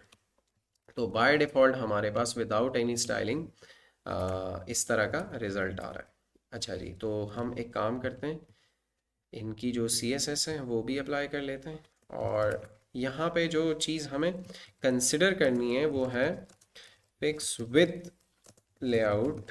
तो विथ को कंसिडर करना है हमने, जस्ट उस पर फोकस करना है कि वो उसकी वैल्यूज़ हम क्या दे रहे हैं। तो वो मैं अगर आपको दिखा सकूं तो यहाँ बॉडी को मैं विथ दे रहा हूँ 960 पिक्सल्स, ठीक है, जो कि हार्ड कोडेड एक वैल्यू है। तो बॉडी पे हम विद मार्जिन लगा रहे हैं, कंटेंट पे ओवरफ्लो और हाइट लगा रहे हैं, सारी चीज़ें डिस्कस कर चुके हैं। इसके अलावा नैप बार पे, फीचर और फुटर पे बैकग्राउंड कलर पैडिंग मार्जिन लगा रहे हैं पिक्सल्स में। कॉलम 1, कॉलम 2, कॉलम 3 पे background colour with 300 pixel, note कर रहे हैं आप लोग, विथ हम हर जगह हार्ड कोडेड पिक्सल्स में दे रहे हैं। और फ्लोट और मार्जिन लगा रहे हैं, डिस्प्ले और पैडिंग लगा रहे हैं एल आई पे। तो ये स्टाइलिंग अप्लाई करने के बाद हमारे पास इस तरह का एक लेआउट जो है वो जनरेट हो रहा है। अच्छा जी, तो इस सेक्शन में हमारा जो फोकस है वो लेआउट जनरेट करना नहीं है। हम देखते हैं कि डिफरेंट स्क्रीन्स पे इसका बिहेवियर किस तरह है। तो हमने क्या किया, स्क्रीन को छोटा कर लिया। ठीक है, तो अगर स्क्रीन को मैं करता हूँ छोटा इस तरह से, तो आप देखेंगे, इसको मैं थोड़ा लेफ़्ट पे ले आता हूँ, स्क्रीन को मैं एक्सपेंड करने की कोशिश करता। अच्छा, अभी देख लें आपके पूरा जो हमारा कंटेंट है वो कट रहा है और हमारे पास हॉरिजॉन्टल स्क्रॉल आ रहा है। ठीक है, तो चूंकि हमने हार्ड कोडेड वैल्यूज़ दी हुई हैं, तो सारा कंटेंट जो है वो हमारा स्क्रीन के हिसाब से एडजस्ट नहीं हो रहा और चीज़ें कट रही हैं। तो इन शॉर्ट हमारे पास एक स्क्रीन पे जिस पे हमने अभी काम किया उसमें तो बेहतरीन आ रहा है, लेकिन अगर हम मोबाइल पे देखेंगे, छोटी स्क्रीन्स पे देखेंगे, तो ये पूरा डिज़ाइन ब्रेक हो रहा है, हमारे पास चीज़ें कट रही हैं। तो ये एक डिसएडवांटेज है फिक्स्ड विद लेआउट्स।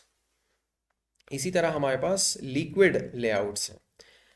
ठीक है, तो इसको करते हैं बंद और यहाँ से करते हैं, एक काम करते हैं, इसको जल्दी से मैं कमिट करता हूँ, git status, git add, git commit, add, अच्छा एम नहीं डाला, ऐड पिक्स विद लेआउट और CLS। ठीक हो गया। और अब मैं यहाँ से एक और फाइल जनरेट कर लेता हूँ, number 3, liquid with layouts dot HTML।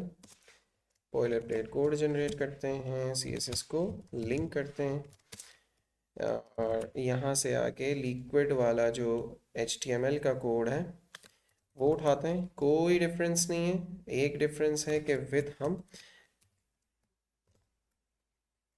यहाँ दे रहे होंगे, इसको मैं कर लेता हूँ कमेंट आउट।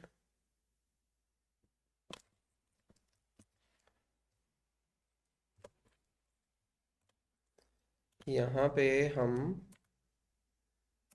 अच्छा डिफ़ॉल्ट हमारे पास इस तरह का आ रहा है विदाउट अप्लाइंग एनी CSS। तो हम क्या करते हैं, इनकी जो CSS है वो भी ग्रैब करते हैं और फिर मैं आपको समझाता हूँ कि डिफरेंस क्या है, जो कि डेफिनेशन में मैंने आपको बता भी दिया है।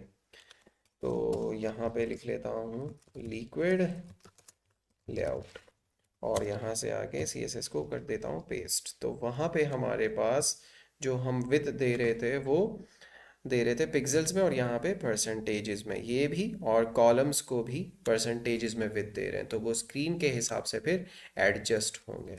ठीक है, तो सेव करते हैं, वापस आते हैं, स्क्रीन पे हमारे पास इस तरह का लेआउट बन रहा है।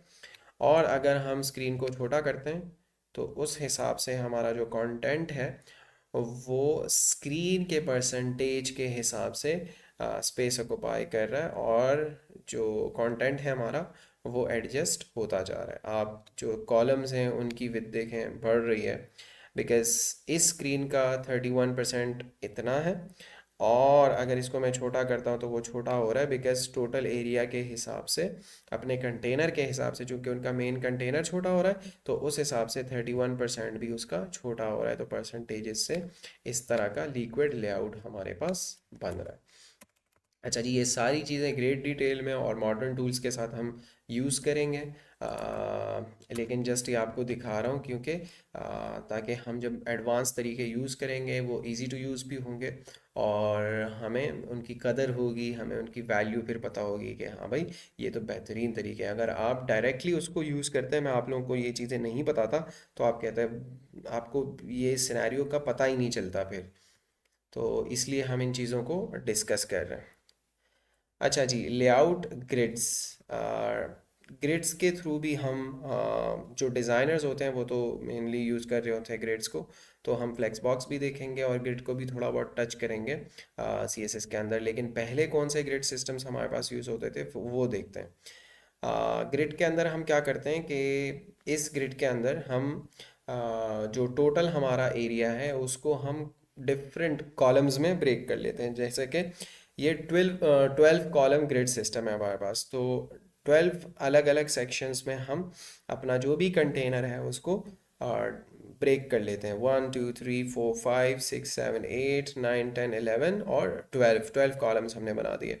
तो हम अपने कंटेनर्स को या जो भी एलिमेंट्स हैं हम उनको नंबर ऑफ कॉलम्स असाइन कर लेते हैं, ना कि हम उनको पिक्सेल्स या डिफरेंट वैल्यूज असाइन करते हैं। हम उनको नंबर ऑफ कॉलम्स असाइन करते हैं और कॉलम्स जो हैं वो स्क्रीन के हिसाब से बड़े भी होते जाते हैं और छोटे भी होते जाते हैं। ऑब्वियसली स्क्रीन छोटी है, 12 कॉलम्स में डिवाइड करोगे तो जो कॉलम्स की विड्थ होगी ऑब्वियसली वो कम होगी। तो उस हिसाब से अगर आपने नंबर ऑफ कॉलम्स असाइन किए हुए किसी भी एलिमेंट के हो तो वो एलिमेंट छोटा हो जाएगा और स्क्रीन पे फिट हो जाएगा। और अगर स्क्रीन बड़ी हो रही है तो विड्थ भी कॉलम्स की बड़ी हो जाएगी और कॉलम्स की विड्थ बड़ी हो जाएगी तो वो जो एलिमेंट है जिसको आपने नंबर ऑफ कॉलम्स असाइन किए हुए वो भी बड़ा हो जाएगा एलिमेंट। अच्छा जी, ज़रूरी नहीं है कि आप इक्वली डिवाइड करें हाँ एलिमेंट्स को। एक ही रॉ के अंदर एक्स एक्सिस पे आप दो एलिमेंट्स रख रहे हैं। तो एक को 4 कॉलम दे दिए, एक को 8 कॉलम दे दिए, एक को 1 2 3 कॉलम्स दे दिए, एक को 9 कॉलम्स दे दिए और बीच में थोड़ा बहुत मार्जिन वगैरह दे दिया। तो किसी भी तरह से आप एलिमेंट्स में 12 कॉलम्स को डिवाइड कर सकते हैं। लाइक इन दिस केस हमारे पास 1 2 3 4 4 कॉलम इसको दे दिए, 8 इसको दे दिए। इसी तरह 9 इसको दे दिए, 3 इसको दे दिए और इसी तरह 1 2 3 इसको दे दिए, 3 इसको दे दिए, 3 3 6 हो गए, 1 2 3 4 5 6 इसको दे दिए। तो आप कोई भी कॉम्बिनेशन ऑफ 12 कॉलम्स बना सकते हैं। जितने आपके नंबर ऑफ एलिमेंट्स हैं उनमें डिवाइड कर सकते हैं। ज़रूरी नहीं है कि आप इक्वली डिवाइड करें, यानी कि 12 डिवाइडेड बाई 3 ज़रूरी नहीं है कि 4 4 4 4 असाइन करें। आप कोई भी कॉम्बिनेशन बना सकते हैं जिनका सम आपके पास बने 12। जैसे कि यहाँ पे 9 + 3 12, 4 + 8 12, 3 + 3 6 + 6 12, 4 + 4 8, 8 + 2 10, 10 + 2 12। तो इस तरह 12 का कोई भी सम का कॉम्बिनेशन आप बना सकते हैं। अच्छा जी, सी एस एस के डिफरेंट फ्रेमवर्क्स हैं, हम बूटस्ट्रैप वगैरह देखेंगे। लेकिन यहाँ पे एक फ्रेमवर्क है 960 जी एस, यानी 960 ग्रिड सिस्टम, जो कि हम अभी देखते हैं आज की वीडियो में। अच्छा, आप यूट्यूब पे सर्च करोगे 960 ग्रिड सिस्टम तो तकरीबन 12 साल पुरानी आपको वीडियोस मिलेंगी। तो ये इतना तकरीबन 1.5 डेकेड पुराना सिस्टम है। लेकिन इनकी वेबसाइट वगैरह और सारी चीज़ें हम चेक करते हैं कि किस तरह इसको यूज़ करते थे।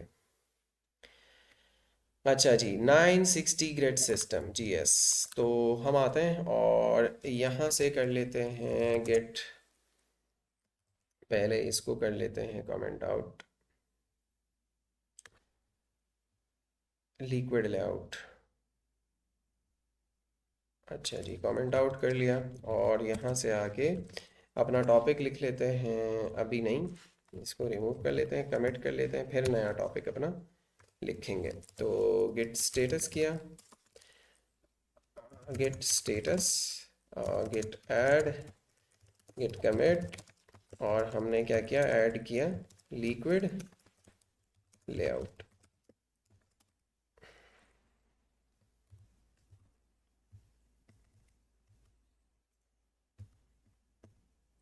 Gate commit -m add liquid layout, ठीक हो गया। और पुश करेंगे बाद में एज ऑलवेज। अच्छा जी, तो अब हम क्या करते हैं, इस फाइल को बंद कर देते हैं और यहाँ से एक और फाइल जनरेट कर लेते हैं नंबर 4, और उसको नाम दे देते हैं 960 GS, पूरा ही नाम दे देते हैं .html। इसके अंदर बॉयलर प्लेट कोड जनरेट कर लेते हैं और CSS को कर लेते हैं हम लिंक। और सेव करते हैं, एक काम करते हैं, पहले से रनिंग सर्वर को बंद कर लेते हैं और इस फाइल को गो लाइव कर लेते हैं। एक्सप्लोरर को हम कर लेते हैं कोलैप्स और बुक पे आके इनका जो कोड है वो उठा लेते हैं 960 ग्रिड सिस्टम का। अच्छा जी, सारी चीज़ें HTML के थ्रू अब कंट्रोल हो रही होंगी बाय यूजिंग क्लासेस। तो यहाँ पे हमने इसको पेस्ट कर लिया। अच्छा जी, कुछ क्लासेस हमारे पास यूज़ हो रही हैं, कंट्रोल Z करते हैं, हमने बॉडी को भी रिप्लेस करना है। क्या एक्सपेक्ट कर रहा है ये? अच्छा जी, हेड स्टाइल, ओके, तो पूरा हम रिप्लेस कर लेते हैं। अबे यार,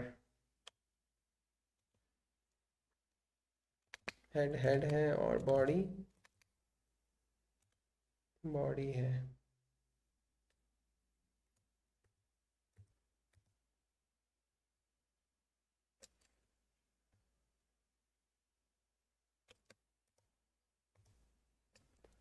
तो इस तरह के इश्यूज आपके पास आ सकते हैं। आपने टेंशन नहीं लेनी, आपने आराम से इन चीज़ों को फिक्स करना है। तो बॉडी के अंदर वाला कोड उठाते हैं और रख देते हैं बॉडी के अंदर। सही है, तो हमारे पास ये कोड आ चुका है इस तरह का।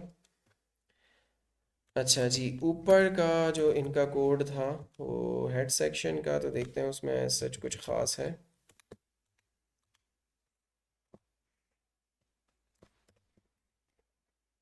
जी, see the right hand page, okay. तो लिंक करना है स्टाइल शीट टाइप टेक्स्ट, इसको करना है। अच्छा जी, तो अब हम आते हैं, देखते हैं CSS इन्होंने दी हुई है, तो CSS इनकी कॉपी करते हैं और यहाँ पे आके इसको कर लेते हैं, नाम दे देते हैं 960 ग्रिड सिस्टम और पेस्ट कर लेते हैं। अच्छा जी, तो यूनिवर्सल सेलेक्टर है, font family, colour, text align कर रहे हैं। इसके अलावा आईडी नैव पे, फीचर पे और आर्टिकल क्लास पे, आईडी फुटर पे बैकग्राउंड कलर, मार्जिन, टॉप और पैडिंग लगा रहे हैं। आईडी फीचर आर्टिकल को हाइड दे रहे हैं और एलआई पे डिस्प्ले और पैडिंग अप्लाई कर रहे हैं, जो कि सारी चीज़ें हम डिस्कस कर चुके हैं। तो ये स्टाइलिंग अप्लाई करने के बाद इस तरह का हमारे पास लेआउट बन रहा है। अच्छा जी, मेन चीज़ जो फोकस करने की है that is HTML in this case. अच्छा जी, हमारे पास एक कंटेनर है जिसको हमने क्लास दी हुई है कंटेनर 12। ये प्री डिफाइंड क्लासेस हैं किसकी? 960 ग्रिड सिस्टम की। ठीक है, तो कंटेनर 12 क्लास है, यानी 12 कॉलम का हमारे पास एक आउटर मोस्ट कंटेनर है। कंटेनर आपने लाजमी बनाना होगा, बाकी उसके अंदर आप फिर ग्रिड्स डाल सकते हैं। अच्छा जी, फिर हमने कहा कि भाई डिव है जो कि क्या करेगा, 12 कॉलम्स लेगा। तो जो हेडर है हमारा जिसके अंदर लोगो और ये सारी चीज़ें आ रही हैं, उसको स्ट्रेच होना है 12 के 12 कॉलम्स पे, जो कि हो रहा है, बेहतरीन हो गया। फिर हमारे पास एक और डिव है जिसके अंदर फीचर लिखा हुआ है, तो वो भी 12 कॉलम्स लेगा, जो कि 12 कॉलम्स ले रहा है।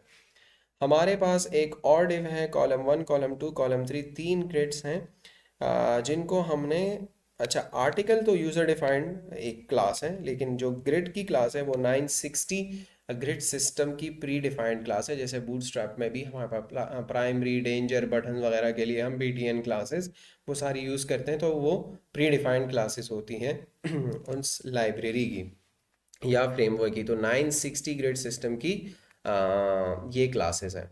तो भाई इनको तो क्या करना चाहिए, इसको 4 कॉलम्स में, इसको 4 कॉलम्स में, इसको 4 कॉलम्स में आना चाहिए। बट हमने देखा कि कॉलम 1, कॉलम 2, कॉलम 3 जो है वो क्या कर रहे हैं, 12 कॉलम्स में स्ट्रेच हो रहे हैं, पूरा उसी को कवर कर रहे हैं। तो इसका मतलब ये हुआ कि हमारी जो क्लासेस हैं ग्रिड 4, ग्रिड 4 वो अप्लाई नहीं हो रही। सही है, तो उसके लिए हमें क्या करना पड़ेगा, 960 जो ग्रिड सिस्टम है उसको कनेक्ट करना पड़ेगा, इंक्लूड करना पड़ेगा अपने अपनी वेबसाइट के अंदर या अपनी ऐप के अंदर। ठीक है, तो हम क्या करेंगे, सर्च करेंगे 960 ग्रिड सिस्टम। तो 960 ग्रिड सिस्टम की वेबसाइट पे जाएंगे और गिटहब का उनका पेज देख सकते हैं हम।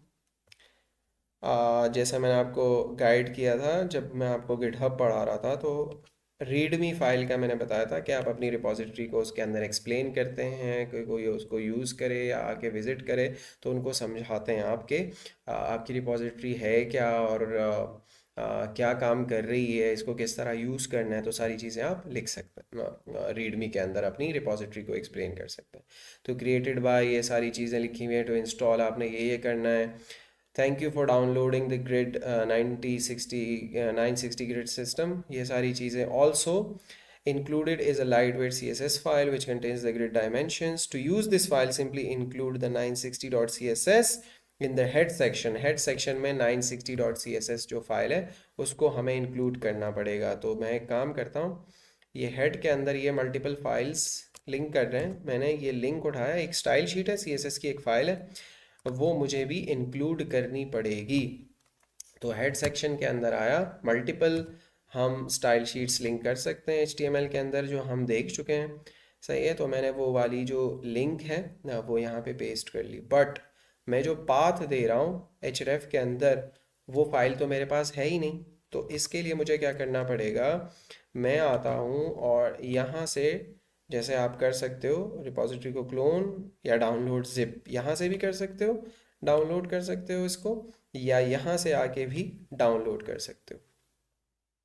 तो यहाँ से मैं आया और डेस्कटॉप पे मैंने इसको डाउनलोड कर लिया, कहीं भी आप रख सकते हो। और फिर डेस्कटॉप पे मैं गया, डाउनलोड होने के बाद या जहाँ भी आपके पास ये डाउनलोड हुआ है इस पर क्लिक करें और उस फाइल के अंदर इसको खोल लें। तो मैंने इसको डायरेक्टली यहाँ इमेजेस के अंदर रखा हुआ है, लेआउट CSS, जो कि मेरे पास, अब यहाँ पे मैं कर लेता हूँ एक्सट्रैक्ट और इस फाइल को कर लेता हूँ डिलीट जो जिप है, और इसको रीनेम करने की कोशिश करूँगा, शायद ये ना हो। हाँ, क्योंकि वो मेरे पास खुला हुआ है VS कोड के अंदर। तो इसको कंट्रोल X करके मैं पहले ले आता हूँ कहीं और, लेट्स से डेस्कटॉप पे। अच्छा जी, खुला हुआ है वो VS कोड के अंदर, तो हमें एडिटिंग अलाउ नहीं करेगा, क्योंकि हम जब यहाँ आते हैं तो 960 ग्रिड सिस्टम यहाँ इमेजेस के अंदर आ चुका है, जो डिफ़ॉल्ट हमारे पास पाथ आ रहा था। तो एक तो मैं इसको इमेजेस से निकाल लेता हूँ, बाहर रख लेता हूँ, और दूसरा मैं क्या कर लेता हूँ कि VS कोड को कर लेता हूँ बंद। और जो हमारा फोल्डर है ये वाला लेआउट CSS, इसके अंदर जाता हूँ और इसको पहले चेंज करता हूँ, क्योंकि देखें 960 ग्रिड सिस्टम मास्टर ब्रांच, जो ब्रांचेस मैं पढ़ाता था ना आपको, तो ये मास्टर मेरे पास आ रहा है। तो बहुत सारी चीज़ें आ रही होंगी इसके अंदर, पूरी रिपॉजिटरी आ रही है। हमारा इंटरेस्ट सिर्फ कोड के अंदर, CSS के अंदर 960.css जो फाइल है इसके अंदर है। तो हम एक फ़ाइल जस्ट उठा सकते हैं, या अभी के लिए ऐसा करते हैं कि पूरा फोल्डर ही उठा लेते हैं, लेकिन ये ज़्यादा नेस्टेड हो रहा है, तो मैं इसका नाम चेंज कर लेता हूँ टेस्ट, और इसके अंदर ये फोल्डर कंट्रोल X करके बाहर निकाल के पेस्ट कर लेता हूँ, और यहाँ से टेस्ट चूँकि खाली हो गया तो इसको डिलीट कर लेता हूँ। अच्छा जी, 960 ग्रिड सिस्टम हमारे पास मास्टर ब्रांच आ चुकी है। तो मैं इसको क्लोज़ करता हूँ और VS कोड फिर से खोल लेता हूँ। तो वही फोल्डर चूँकि मैंने खोला हुआ था तो वही खुल जाएगा हमारे पास, या आप दोबारा भी खोल सकते हैं। और 960 ग्रिड सिस्टम हमारे पास आ चुका है, जिसके अंदर कोड है, जिसके अंदर CSS है, और 960.css फाइल भी इसके अंदर है, तो हम इसको लिंक कर सकते हैं। अच्छा, ये पूरी रिपॉजिटरी ना हमारे पास क्लोन होके आ चुकी है। अगर हम यहाँ आए और इनके गिटहब को विज़िट करें, इनकी रिपॉजिटरी को, तो हमें शो हो रहा होगा एग्जैक्टली यही चीज़ शो हो रही है। इनकी मास्टर ब्रांच पे हमारे पास कोड है जिसके अंदर CSS और सारी चीज़ें रखी हुई हैं। अच्छा जी, यहाँ से आते हैं CSS पे, तो 960.css यहाँ पे है।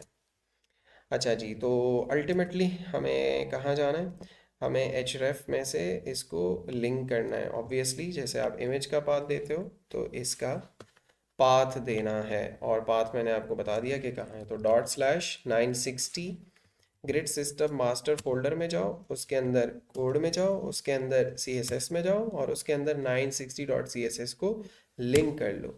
तो डिफ़ॉल्ट हमारे पास ये चीज़ आ रही है। ठीक हो गया। अब मैं क्या किया करता हूँ, सेव नहीं किया है, सेव कर लिया। तो हमारे पास चीज़ें सेट हो जानी चाहिए थी, जो कि नहीं हुई हैं अभी।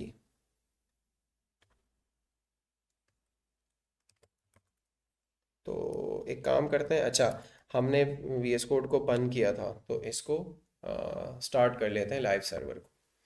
वो हमारे पास पुरानी फाइल चल रही है। तो ऐसे अगर आपके पास एरर्स वगैरह आते हैं तो आपने घबराना नहीं है, सोचना है कि भाई हो क्या रहा है, आपको चीज़ें समझ आ जानी चाहिए।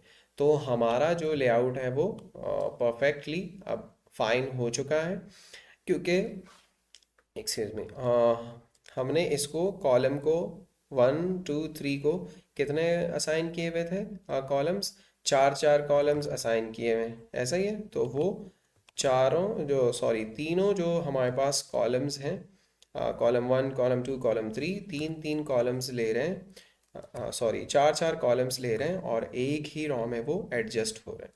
ठीक है।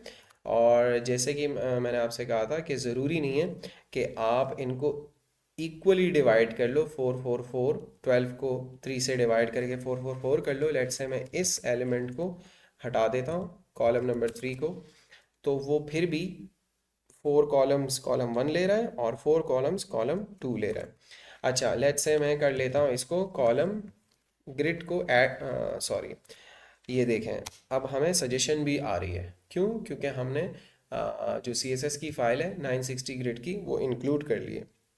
तो अब हमें क्लासेस की सजेशन भी मिल रही है। तो ग्रिड 8 करता हूँ मैं, तो आपको क्या लगता है क्या होगा? जो हमारा कॉलम 1 है वो स्ट्रेच हो जाएगा, 8 कॉलम ले लेगा अपने कंटेनर के, और जो कॉलम 2 है वो रिमेनिंग 4 कॉलम्स कवर कर लेगा। तो इस तरह से आप डिफरेंट लेआउट्स क्रिएट कर सकते हैं, या इसको लेट से 9 असाइन कर लें, इसको असाइन कर लें 3। ठीक है। तो कॉलम 1 ने 3 कॉलम्स लिए, कॉलम 2 ने 9 कॉलम्स कवर कर लिए। ठीक है। तो इस तरह से आप डिफरेंट लेआउट्स जो हैं वो क्रिएट कर सकते हैं। अच्छा 119 फाइल्स में हमारे पास चेंजेस आ रही हैं, बिकॉज हमने पूरे का पूरा वो 960 ग्रिड सिस्टम उठा लिया था।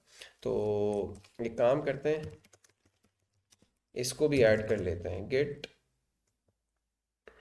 ऐड पूरी मास्टर ब्रांच कर लेते हैं, और git commit done with 960 GS CLS। ठीक है, पुश बाद में करेंगे। ठीक है। तो ये था हमारा 960 ग्रिड सिस्टम, जिसमें 12 कॉलम्स में हम डिवाइड कर लेते हैं किसी भी कंटेनर को, और फिर उस हिसाब से हम चीज़ों को विथ वगैरह असाइन कर सकते हैं using the pre defined classes, जो कि इंशाल्लाह हम बूटस्ट्रैप में भी देख रहे होंगे। अच्छा जी, तो यहाँ से भी ये CSS कर लेते हैं हम क्लोज, और बुक में आगे जाके देखते हैं कि क्या हो रहा है।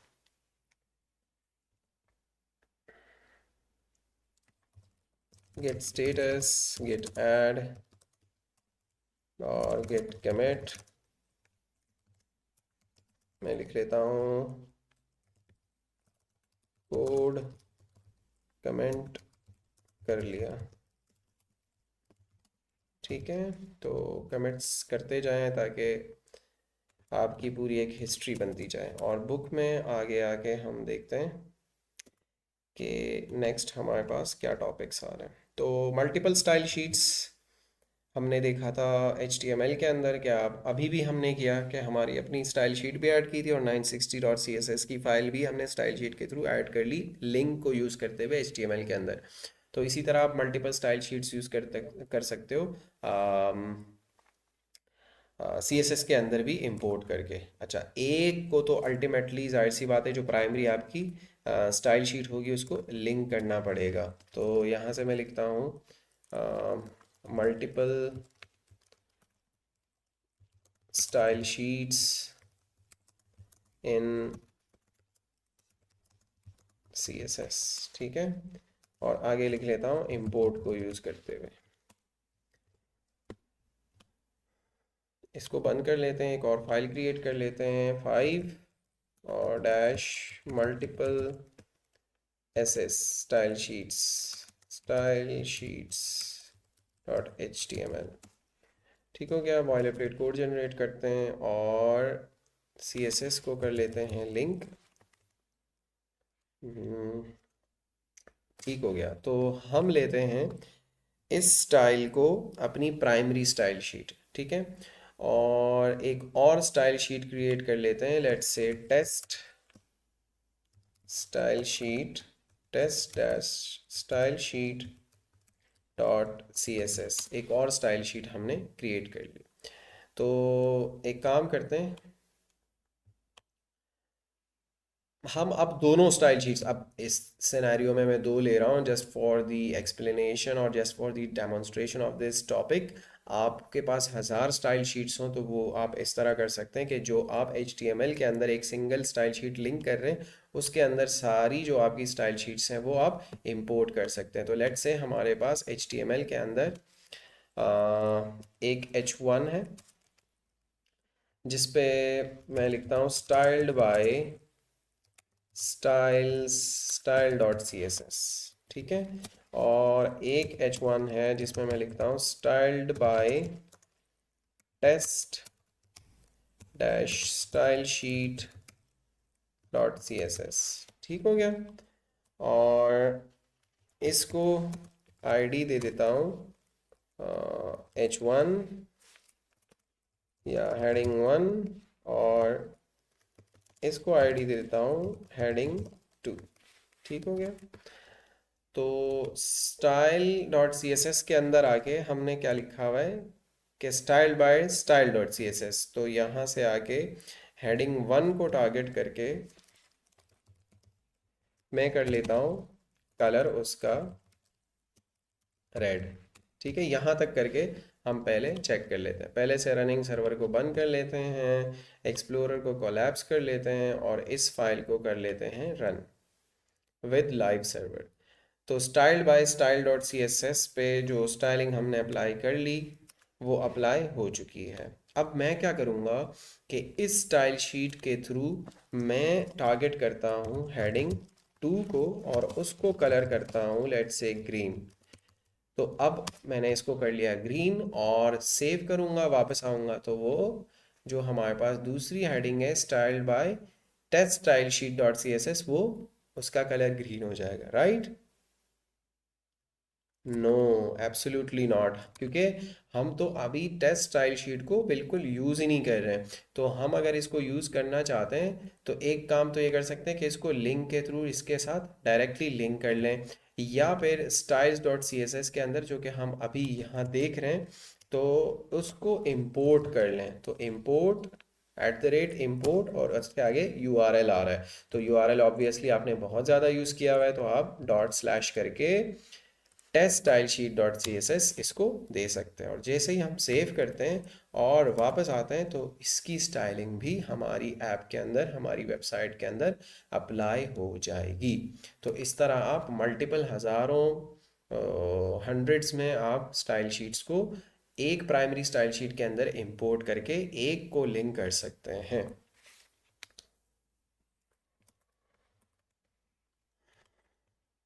अच्छा जी, मल्टीपल स्टाइल शीट्स हमारे पास यहाँ आ रहा है, तो ये तो हमने मल्टीपल टाइम्स देखा हुआ है, तो इसको करने की ज़रूरत नहीं है। जस्ट HTML के अंदर आपने आना है और उसको लिंक के थ्रू लिंक कर देना है। जैसे हम एक को कर रहे हैं आप हज़ारों को अप एंड डाउन लिंक कर सकते हैं। तो हमने क्या किया, हमने टेस्ट स्टाइल शीट ऐड कर ली और ये सारा कोड ऐड कर लिया। तो गिट ऐड करके गिट कमिट कर लेते हैं और लिख लेते हैं कि done with multiple style sheets. ठीक हो गया, और बाद में जाके इसको पुश करेंगे हम। अच्छा जी, आगे हमारे पास क्या आ रहा है वो देखते हैं। तो आगे हमारे पास कुछ नहीं है, लेआउट की एग्जांपल्स हैं जहाँ पे इन्होंने ये सारी चीज़ें जो अभी हमने सीख ली, जो जो कॉन्सेप्ट सीखे हैं वो सारे इन लोगों ने एक साथ एग्जांपल्स में यूज़ किए हुए हैं। तो आप इनका HTML का कोड और CSS का कोड देख सकते हैं और उसको रन कर सकते हैं, और एक दफ़ा उसको गो थ्रू भी कर रहे हैं ताकि आपको सारी चीज़ें एक रिकैप मिल जाए और सारी चीज़ें एक साथ इसमें इन्होंने यूज़ की हुई होंगी। तो हमारे पास summary of the chapter that is layout. Div elements are often used as containing elements to group together sections of a page, जो कि हम बहुत पहले से जानते हैं। Browser display pages in normal flow unless you specify relative, absolute और fixed positioning। तो normal flow से आप इस तरह निकाल सकते हैं उनको। The float property moves content to the left or right of the page and can be used to create multi-column layouts, जो कि हमने देख लिया। 2 कॉलम्स 3 कॉलम्स हमने देख लिए हैं। इसके अलावा हमने इमेजेस पे लगा लिया, उसको फ्लोट लेफ्ट राइट कर लिया, क्लियर भी उसके साथ यूज़ कर लिया। Floated items require a defined with, ये प्रॉपर्टी भी हमने देख ली, वरना वो स्ट्रेच कर लेता है through out the screen. Pages can be fixed with और लिक्विड स्ट्रेची लेआउट्स। तो ये चीज़ हमने देख ली, फिक्स लेआउट और लिक्विड जो लेआउट है वो दोनों हमने इनका कंपैरिजन देख लिया। फिक्स पे हम पिक्सल्स यूज़ कर रहे थे विद के लिए, और लिक्विड के अंदर हम परसेंटेजेस यूज़ कर रहे थे। डिज़ाइनर्स की pages with in 960 to 1000 pixels wide and indicate what the site is about within the top 600 pixels to demonstrate its relevance without scrolling. तो ये सारी चीज़ें 960 ग्रिड सिस्टम भी हमने देख लिया। Grids help create professional and flexible designs, ताकि वो मल्टीपल रिस्पॉन्सिव स्क्रीन्स पे भी हमें नज़र आए। CSS frameworks provide rules for common tasks. ठीक है, तो इसमें 960 ग्रिड सिस्टम देख लिया, और बाकी मैंने आपसे डिस्कस किया कि हम इंशाल्लाह बूटस्ट्रैप वगैरह भी देखेंगे। You can include multiple CSS files in one page.